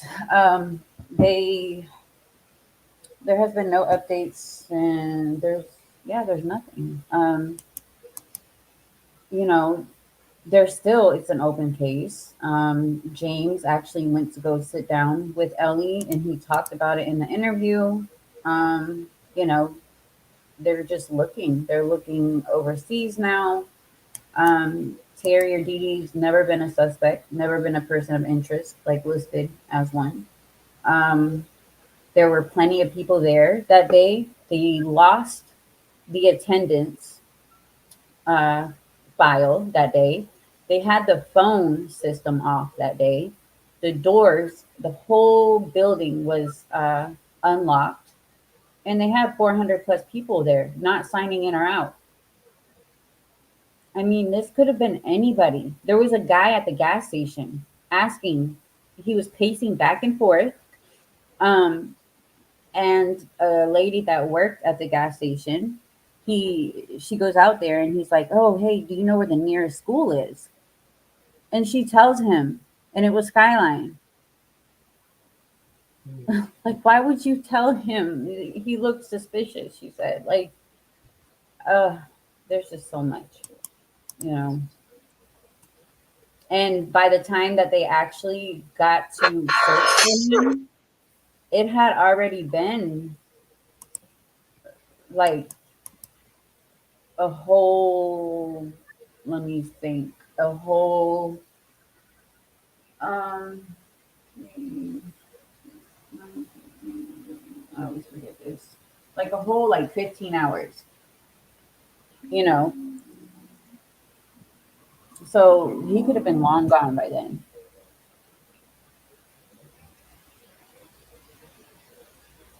I'm hoping, what I hope is he was, if, I mean, out of everything, if he was taken, it was by a family that wanted kids and he's living a good life. But, you know, Yeah. there was a guy in that same area. Let me show you. It's quite disturbing. Uh, Hold on. This guy is oh, they called him the boogeyman. Um, so Calling me Adam bitch. Brown, his name was Adam Brown. In the 1990s cases in Douglas County, Brown, a former Marine and lay preacher, had faced 43 counts, included attempted murder and rape charges, but entered no contest plea to reduce charges. Brown pleaded no contest to 3 counts of sodomy and 1 count of recklessly endangering another. 39 other charges were dismissed after the plea and sentencing, but the state reserved the right to recharge Brown with murder, attempted murder, or assault if any of the 9 children alleged to have been Brown's victims tested positive for HIV. He was sentenced to a 16-year term in 1993. What is the law enforcement doing to protect our children from this man who committed 43 crimes, including attempted murder? They're letting him walk. The DA, now a judge, was okay with it. At the time of his sentencing, um, Douglas County Deputy District Attorney William Marshall, he's now a judge in Roseburg, so the sentence was sufficient to protect the public. I am satisfied he is going to die in custody. Um, so anyway, he was out when Kyron disappeared, and he was actually on the run um, from his, I guess, parole like people, and he was still in the same area. He used to attack kids. Here, hold on. All He would right. I'm attack gonna ask kids. this. I'm gonna ask this one question that'll make us go, hmm. Could it all be possible that this guy getting out and Kyron's disappearance may be related? Yeah, and oh, now I'm thinking that you said that the police know they fucked up. Exactly my point. Yeah, To say a man like him isn't a danger to the community, right. He took people. He like would Phil, take people. like the great Phil Collins said, think twice. You really just had me thinking. Like, see, at the time of the latest incident, he was on parole and under MCSO supervision after serving the 11 years in state prison. So when he was on the run as well, he tried to kill a young victim in Roseburg by he would take his children victims and he would inject them with HIV, like In his fact, blood. I was just Yes, gonna read that out loud. I was saying, am I saying myself? Am I reading that right? yes. He and that was right where that was in the same area as Kyron, you know. And again, I'm asking this judge now, former DA.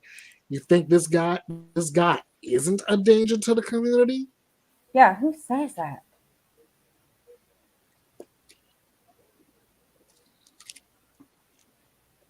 Brown. Okay, so a sheet filed in court accuses Brown of cutting a 10-year-old boy in the neck, leg, thumb, and hand and trying to strangle the boy while subjecting him to inappropriate sexual contact. This was in a McDonald's bathroom. Or no, a Wendy's bathroom. Oh, oh my God. Yeah. I mean, it's just it's things to look at. There was over 300 sex offenders in the area at that time. Imagine how many weren't even reporting, or if they didn't even, if they really investigated them, or interrogated, whatever. There's just so many things. Scroll back up. I want to read off this quote by Sergeant Pete Simpson. He said, "The monsters that our kids dream about aren't as bad as the real ones." He has a pretty good idea about that one. The monsters that mean- our kids dream about aren't as bad as the real ones. Yeah. Think about what we go through as a real crime community here. We deal with different with all kinds of different monsters. Oh, I thought Child he was molester, saying. Okay, murderer. I thought he was. Okay, I misunderstood it. I got it. Those monsters. Abusive parents that I call out as monsters. Yep. Yeah. I mean, all right. The ever popular monster under the bed. Kids may dream of that. That's not as bad as these monsters.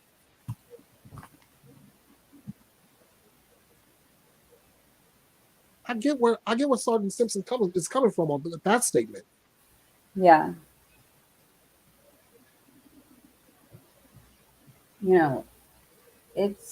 There's a lot of disgusting human beings, and Oregon is one of the top states for, trafficking, especially Sadly. Portland, that area. Yeah. And there's so much more. There's so much more. It's a lot, like definitely a lot.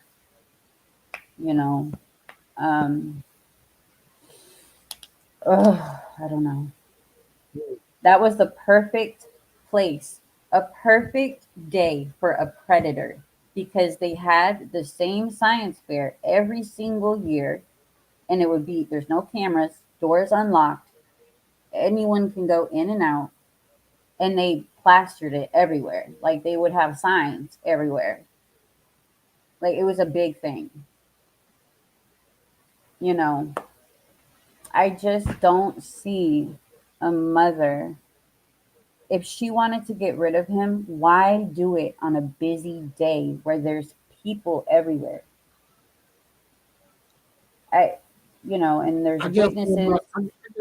Going by some of the stories I have seen and posted about, talked about, if she really wanted to get rid of Kyron like that, she would have found a way, and probably likely called 911 on herself to say, "I did it."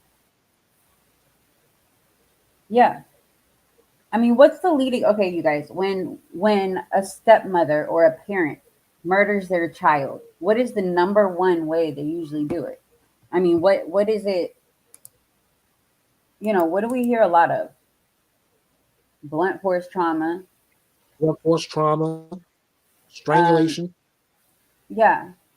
There's, and it's usually like at home, like, she had an alibi. Just as an example, I recently posted up a story where like I just said, a mother called 911 on herself to report that she killed her 3-year-old daughter. Wait, she called and said that. She called. Yep. What did she do to her? Stabbed her. She couldn't. She tried to strangle her. That didn't. She felt that didn't work. So she she stabbed her to death. And she called the police and said, "I did this. Like, come get me." Yeah. Oh, that reminds me of. I had it posted. Oh, you have it posted? Yes, ma'am. Wait, let me go see. It reminds me. I don't know. Huh? Hang on. It This is in reminds me of Florida. that lady that I think it was like multiple kids, and she like was missing for a couple of days, and then she called the police, and she's like, "I just murdered my kids." Oh, what was her name? What was her name? Susan Smith. No, that's an older case. All right, I have a posted. I have the link up in the private chat. Oh, let me see. Are you falling asleep on us, Arctic? I'm just listening. Hold on. Let me share the screen. This is the latest. I usually no. I've been having insomnia lately. I'm not gonna lie. Hold on. Florida mom. Okay, right here. Share. I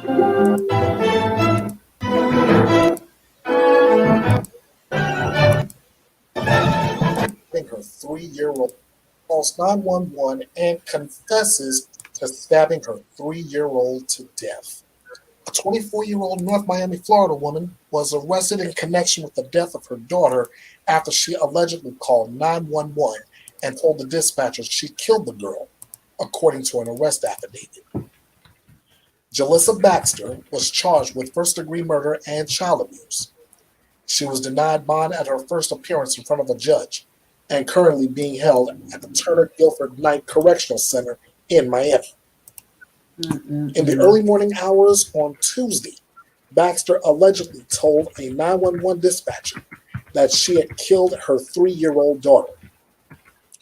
When asked how she killed her daughter, the defendant replied she strangled her at first, but when that didn't work, she stabbed her in the chest and neck, police stated in the affidavit. Oh my God. North Mind you, Miami police arrived at Baxter's home and discovered the deceased body of a small child with deep stab wounds to her chest, neck, and face, according to the documents. The affidavit also states that the knife was located next to the victim's body.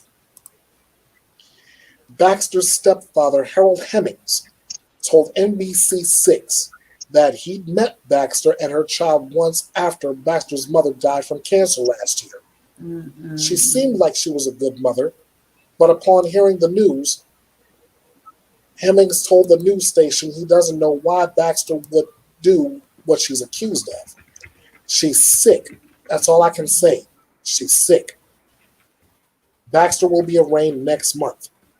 According to CBS Miami, it is unclear whether she obtained an attorney to speak on her behalf.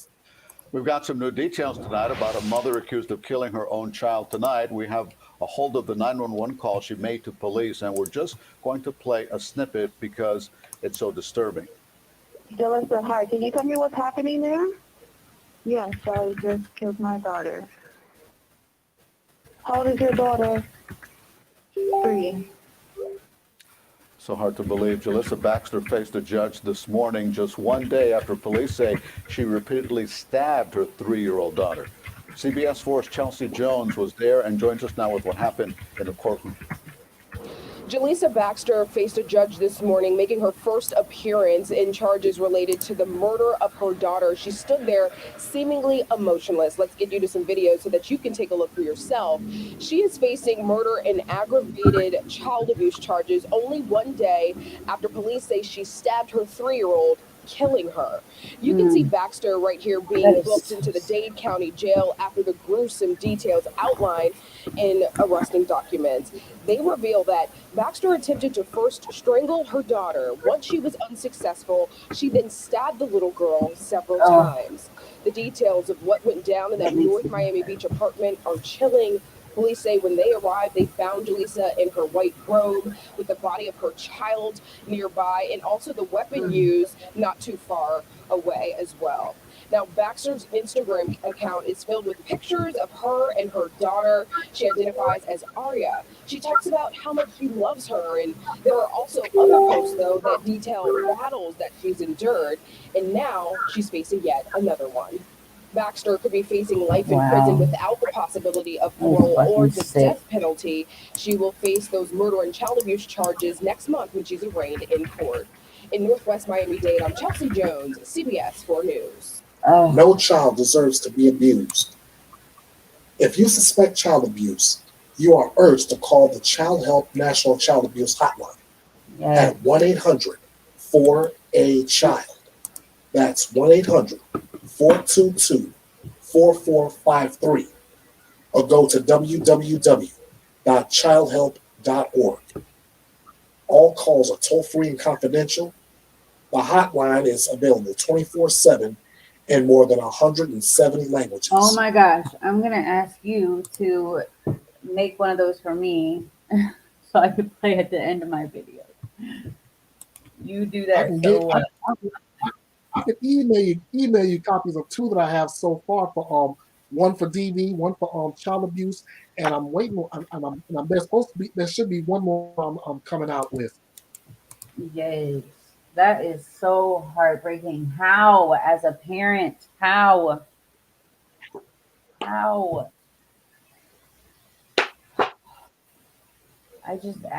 can't, I think about what the kids are thinking at that point. You know, like, why is this Something has to happening? be extremely wrong upstairs to do that switch to even Hold on, you guys. I gotta consider. take a bathroom break real quick. I will be 1 second. No problem. Something has to be absolutely wrong. Something has to gone absolutely haywire to even remotely think about harming your child in that way.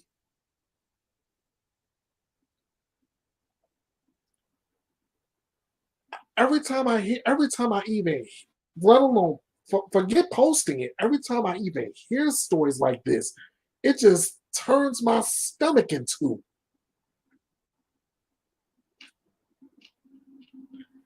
I mean, how do you do that?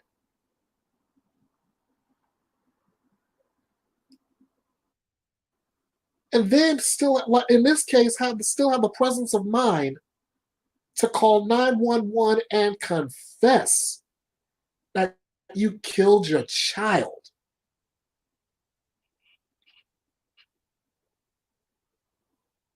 I really don't know what else to say on that. Fox, what do you think, man?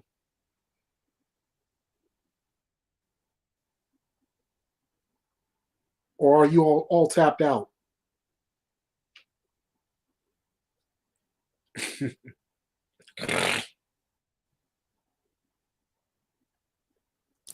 Did Arctic fall asleep on us? I was just gonna make a funny out of it. I think our fox is in hibernation. Anyway,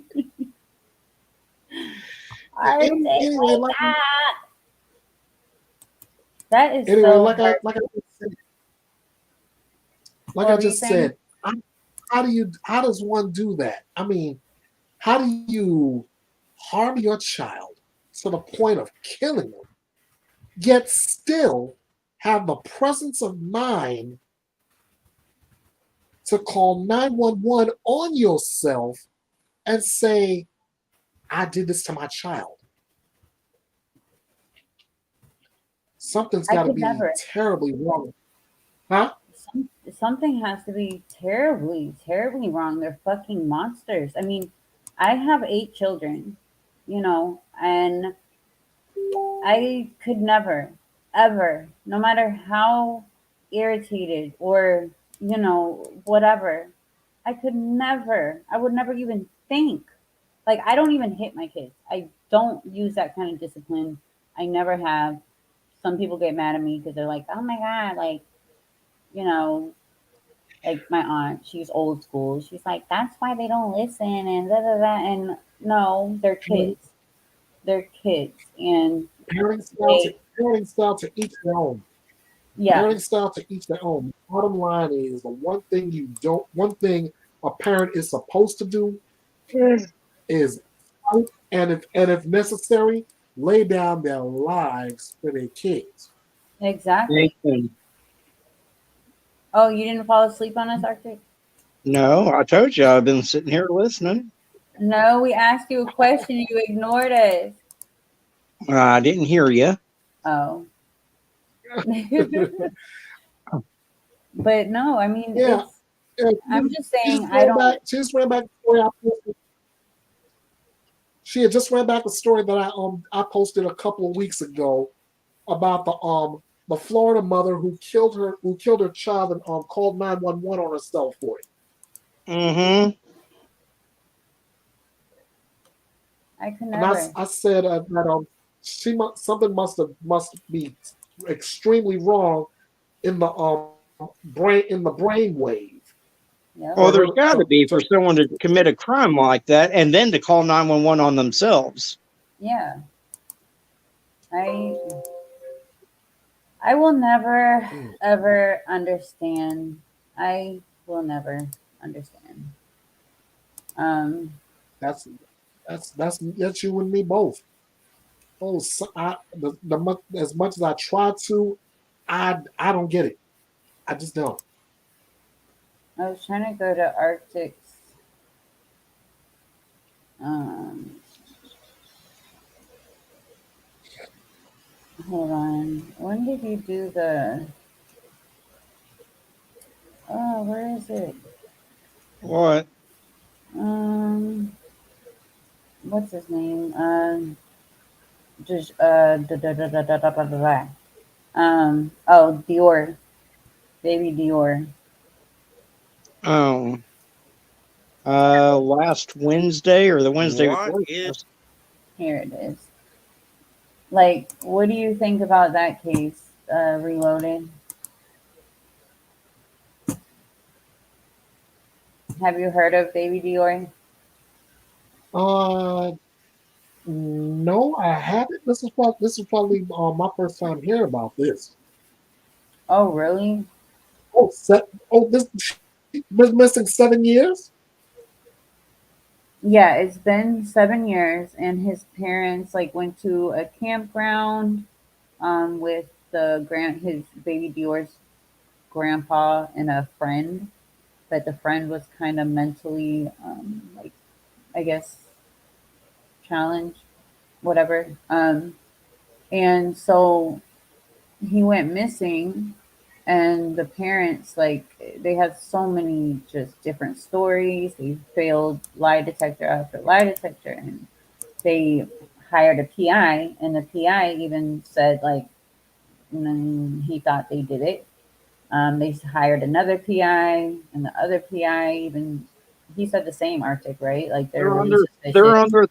they're on their third PI right now, Mm-hmm. and they sued Klein Investigations 3 different times because Klein flat out said, "Hey, nothing in this case points to an abduction, and nothing in this case points to him wandering off." Yep.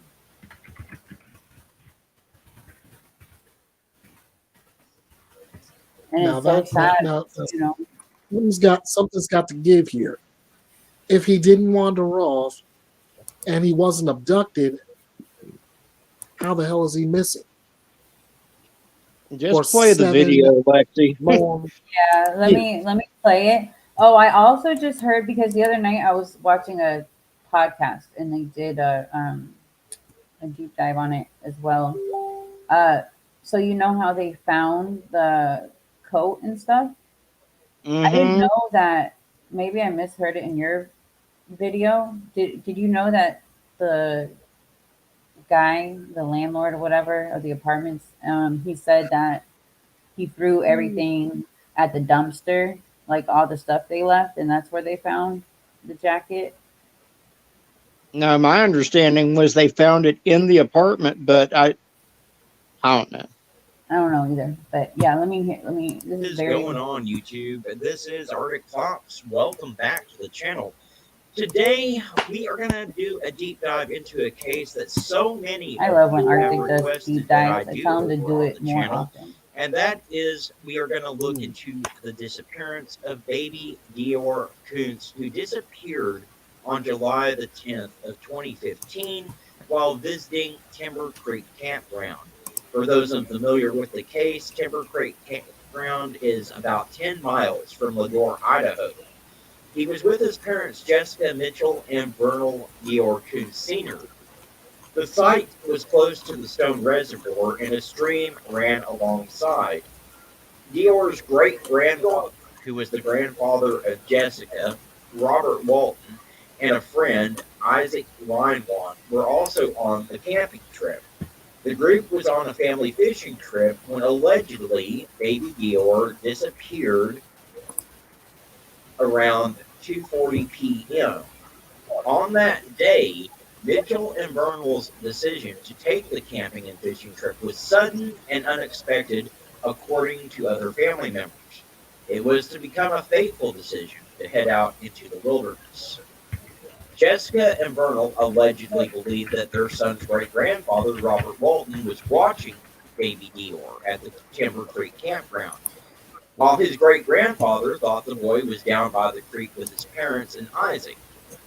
Dior was wearing a camouflage jacket and blue pants at the time that he vanished, and that camouflage jacket will become important later on in the video. The parents had separate 911 calls, police interviews, and other evidence, which triggered an investigation that has left so many more questions than it has left answers. There's been no sign of baby Dior since that day, and nobody has been charged in connection with his disappearance. However, Mitchell and Kuntz Sr. were named suspects in January of 2016 by former Lemhi County Sheriff Lynn Bowman. But they have never been arrested, nor have they ever been charged, and there's been little evidence that they had committed a crime. The parents have claimed from the beginning that they do not know what happened to their son. Reinwand and Walton also said they had no idea where the boy was when interviewed by police. Walton has since died in June of 2019. Publicly, the case has been relatively quiet, apart from continued litigation between the family and a private investigator.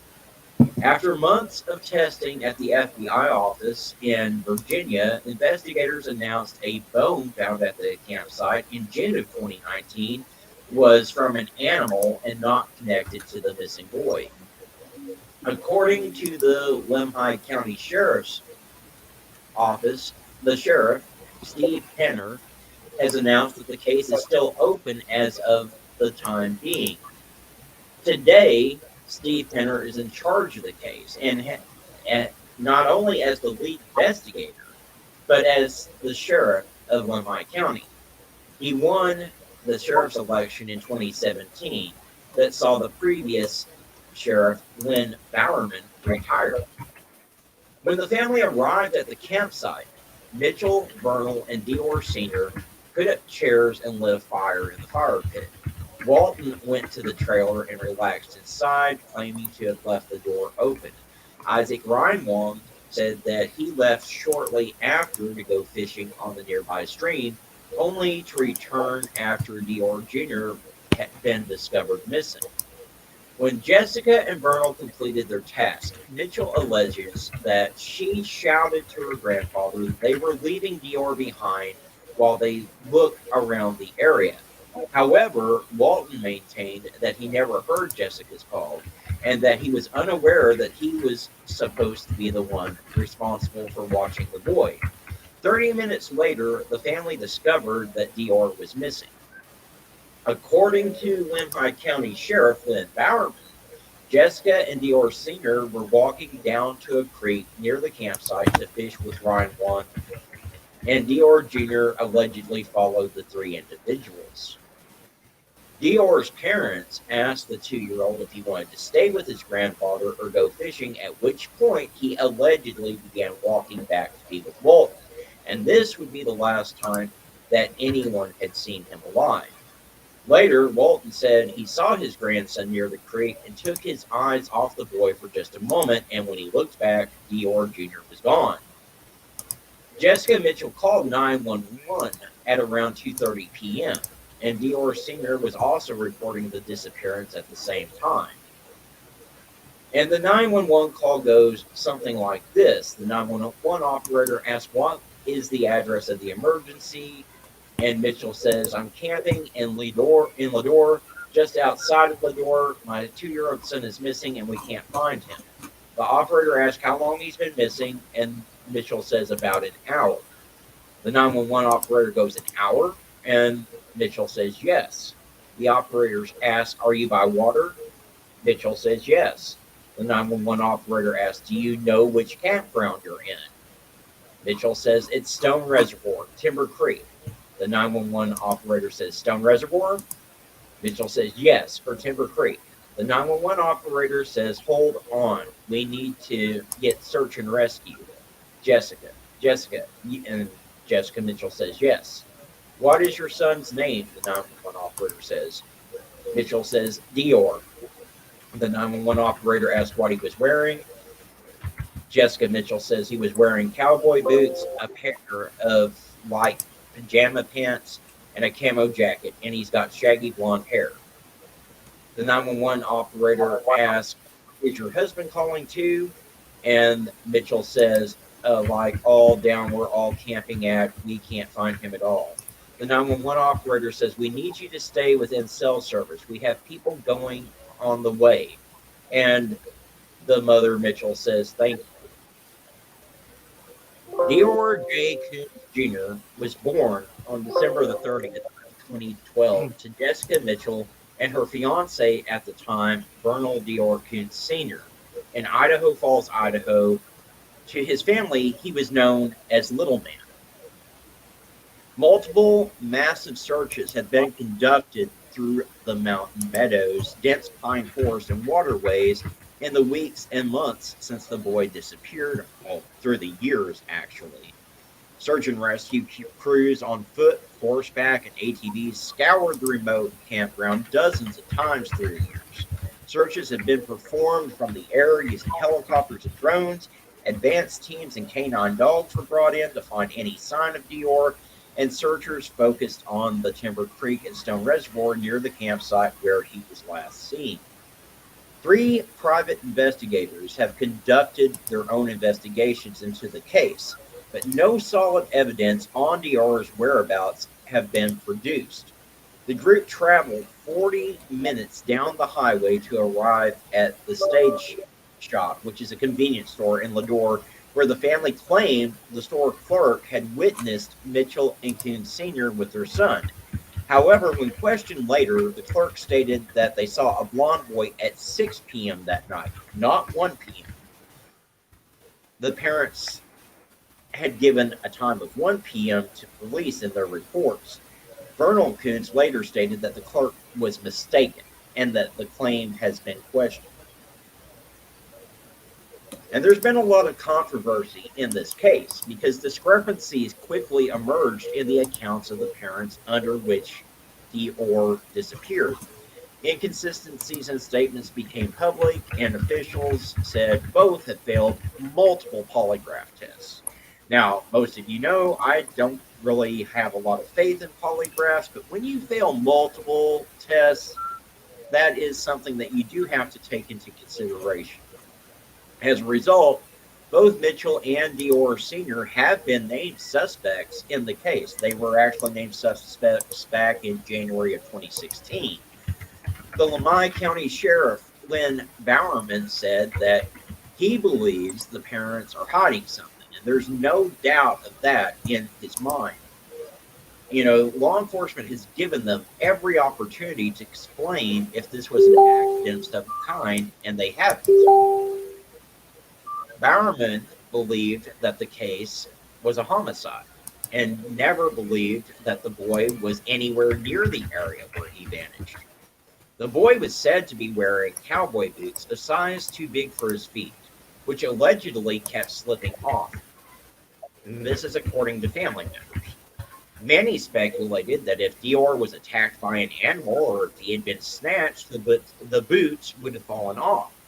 But no trace of those boots has ever turned up. However, minimal evidence has been found, and neither parent has confessed to the crime. As time passes, the family continues to distance themselves from the community that they once regarded so highly, leaving everyone wondering, where is baby Dior? The family hired and then fired a private investigation firm called Klein Investigations and Consulting. The head of the company, Philip Klein, reported that his investigators unearthed evidence to rule out an animal attack or kidnapping scenario. Klein said, "We have said one thing all along in this case. The evidence will lead us to the truth." And they wanted to assure the public that they were getting to the truth. Klein also said that a member of Dior's extended family rehired him to investigate the case, something that the attorney for the parents strongly denies. After he announced his opinion on the matter, Mitchell and Coons fired him, eventually attempting to take him to court. Their lawsuits were dismissed at least 3 times, with Klein investigations winning every single one. The final lawsuit came in October of 2019. These lawsuits stemmed from the allegations that Klein was negligent in his conversations to the media, including slanderous allegations against the parents that allegedly hindered the investigation. Klein alleged that the investigation was a sickening example of deflection of an event that, in the investigation team's opinion, was most probably an accident and cover up. Furthermore, he claims that the investigators have an idea of how baby Dior died, but cannot uncover why his death occurred, believing the mother to be the source of the entire cover up.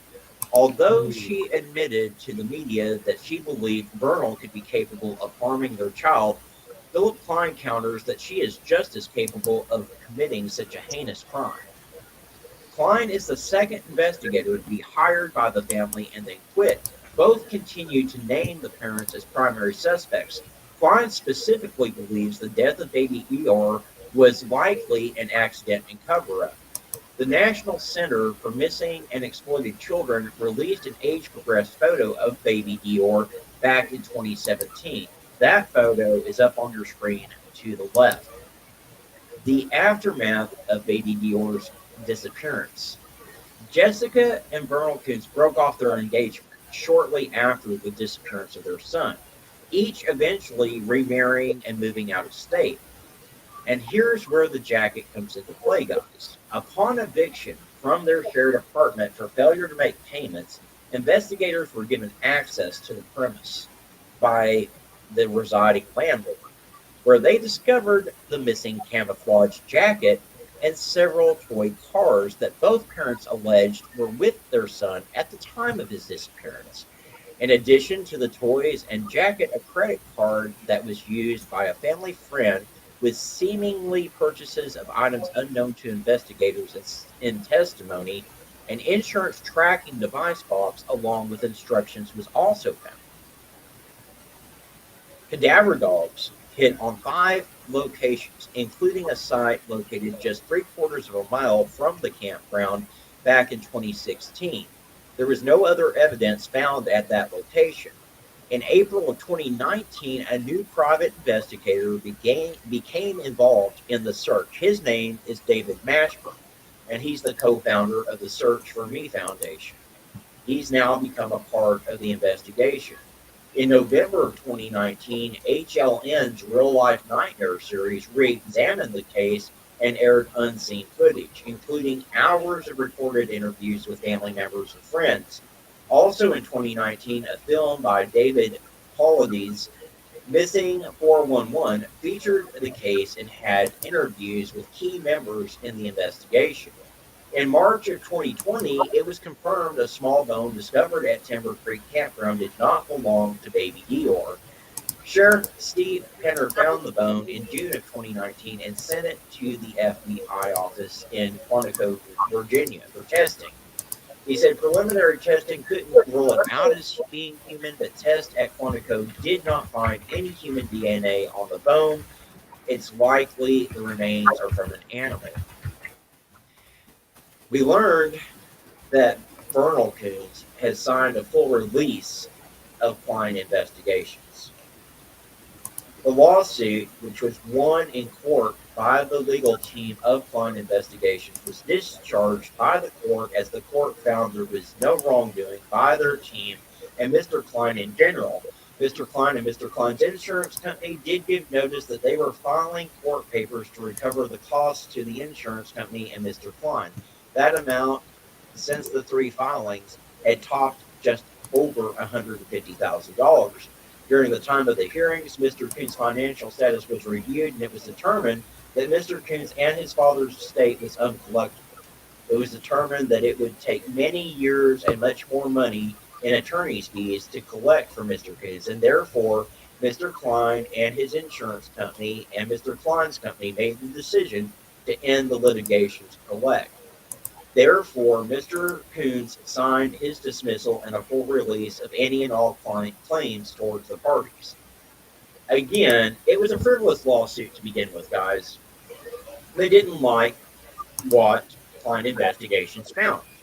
They didn't like that Philip Klein said, hey, everything is pointing to the fact that this child has died due to some type of accident. And it wasn't related to an animal attack or to him being abducted or to him falling in the river or anything like that. So they decided to sue, not one time, not two times, but three different times. The investigators in the case stand by their opinions and their conclusions based upon their investigation and law enforcement investigation. That not only is Jessica Mitchell a person of interest, but a suspect in the disappearance of baby Eeyore. Both parties, Mitchell and Coons, have attempted to point at the investigative firm as doing a poor investigation regarding their missing child. But it should be said that both parties have changed their stories numerous times. They've both been named by law enforcement as not only a person of interest, but suspects in the case. They failed multiple polygraph tests and they've lied to the public. They said that their polygraphs were inconclusive. That's not the case. They out and out failed these polygraphs. Now, Klein Investigations has left the case altogether, and all the litigation is over regarding that. But it's still a fluid case. It's still an open case. And so we need to still keep baby Dior's face out there, obviously. We need to find out what happened to this child.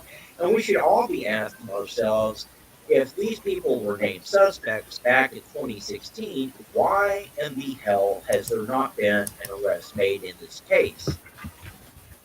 If they have failed multiple polygraph tests, why has there not been an arrest made in this case? The jacket that baby Dior was allegedly wearing when he was out at the reservoir was found in an apartment, along with toys that he allegedly had with him. Yet, no arrest has ever been made in this case. I think what needs to happen is some pressure needs to be put on law enforcement. One of the people involved in this baby's disappearance has already passed away. We don't need this to go on for years and years and years before all parties are deceased and no one can be held accountable for this boy's death. And that's what I sadly believe has happened to this child, is that he was killed. I don't believe, in my personal opinion, that baby Dior was ever even at that reservoir, if you want the God's honest truth. There's been a lot of hard work put into this case by law enforcement, by multiple investigative teams. At the end of the day, that little boy is still missing. And he doesn't deserve this type of show that his parents have attempted to put up. He deserves a proper burial, is what he deserves. And so, what I'm asking all of you to do is to think about a couple of things. Again, while I don't have a lot of faith in polygraph tests, if they'd failed one, hey, I'd give them a pass on that. But they have failed multiple polygraph tests. If they'd been honest about failing the test, that would go along with it. But they wanted to lie and say that the tests were inconclusive. They lied about the jacket that baby Dior was wearing. That gets found in the apartment along with other evidence that was said to have been with him at the reservoir. How much evidence needs to be built up in order for an arrest to be made, in order for justice to come for this child? I know they haven't found a body yet, and I know that no body cases are very hard to prosecute, and no one wants another Casey Anthony situation where these parents get off scot-free for killing their child. However, there is insurmountable evidence, however circumstantial it may be, that baby Dior is dead. That baby Dior was never at that reservoir. I really think it's time for law enforcement to step up and make these arrests before such time comes that no arrest can be made because everyone involved in this poor baby's death is no longer with us. Someone needs to be held accountable. And they can search that reservoir all day long, as they have through the years. But we also need to be looking for baby Dior's body in other places, maybe closer to that apartment complex, in my opinion. Maybe on any properties that the family owned at the time. Maybe even in that camper that they had at the time. There are certainly a number of places that he could be, and I don't believe that that reservoir is one of those places because, again, in my opinion, I don't believe that baby Dior was ever even at the reservoir. So with that, I'm going to close it up, guys. I do want to say that if you have information on the case, you can call the Lamai County Sheriff's Office at 208-756-8980, or you can dial 911. But we need to keep baby Dior's story out there. And I know a lot of podcasters have covered this case, and a lot will certainly do it in the future. But it's important that we continue to cover it until this little boy's remains are found and he has a proper burial. As far as the parents go, I don't really have much use for either one of them, nor do I have much use for the great-grandfather that was there. His story changed multiple times as well. I think this was a cover-up by the entire family and everyone that was allegedly on this camping and fishing trip at the time of baby Dior's disappearance. They want to continue to sue their own private investigators just because they don't like the opinions that the investigators give, and that, to me, also points to their guilt. So, I'm going to wrap this one up, guys. That is the story of baby Dior Koontz. So what did you think about that? Oh, hey, true crime investigation. Oh God. I was going to say this before I got out of here to get some before I get out of here to get some sleep for church tomorrow. I'm in agreement with everything Fox said in this video, but the one thing that little boy deserves above anything else is justice for him. If he's still alive, let's find him and bring him home safe. If not, then let's be all about getting justice for Yes. him.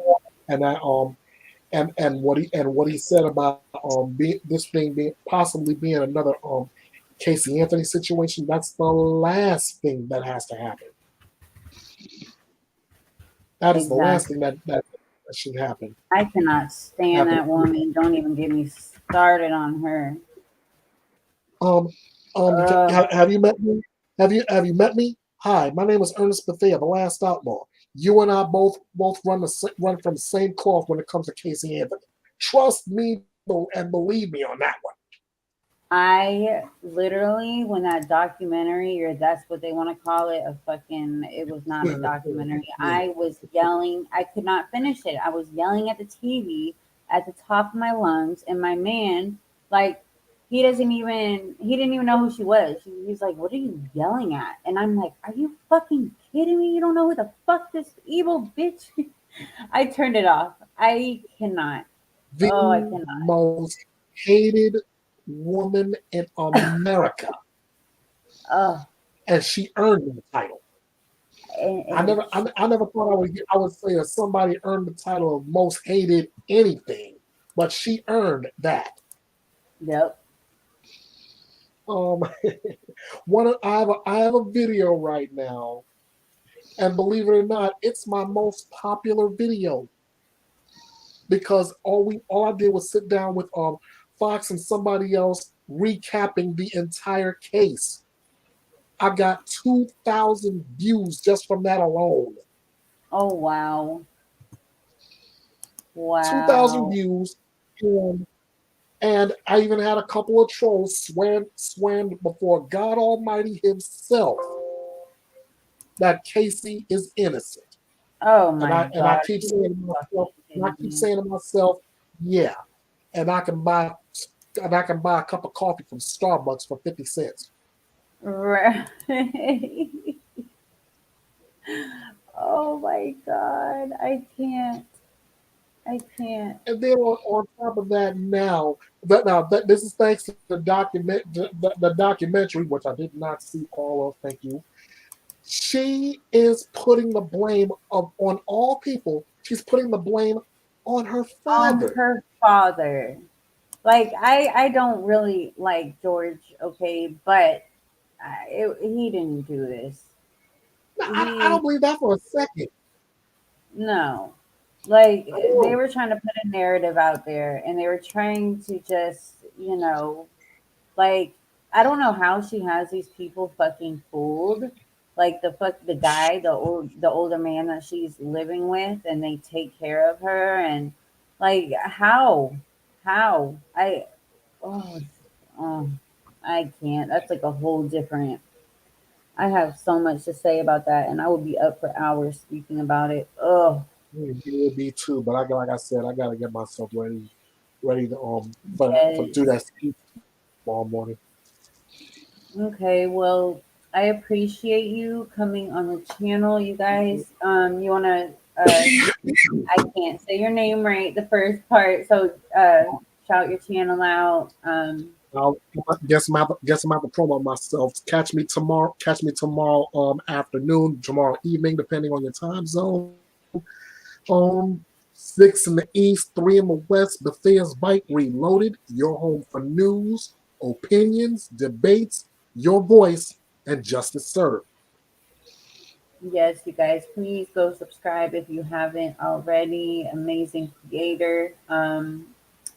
Help us like, share his videos. Does really good. And I will be there tomorrow, so I'm looking forward to that. All right, I'll I be really looking for you. appreciate you coming on here. I appreciate everything you do, advocating for victims, and just spreading awareness. Got it. All right, All right. I'll I I'll think see you RJ fell tomorrow. asleep on Fox, I hope I us. see you tomorrow too, man. I'll have to take him off. Oh my god, I need to record. Oh, it is recording. Let me take him off so he's. Oh my god. All right. I will see you All right. tomorrow. All Bye. right. Take care of yourself. Bye bye. Arctic.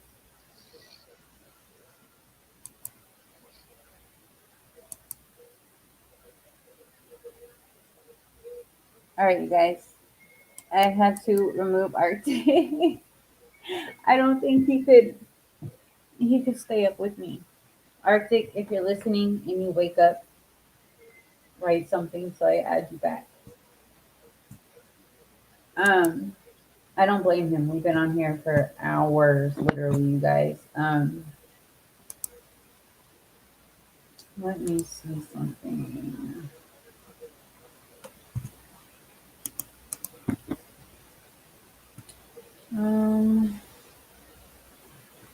I was actually gonna go do. Okay, I am going to another live. I'm gonna go actually do my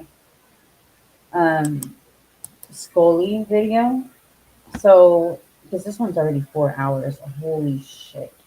Um, but yeah, if you want to go join me in the next live, please do. This is the world's worst of the worst of the worst.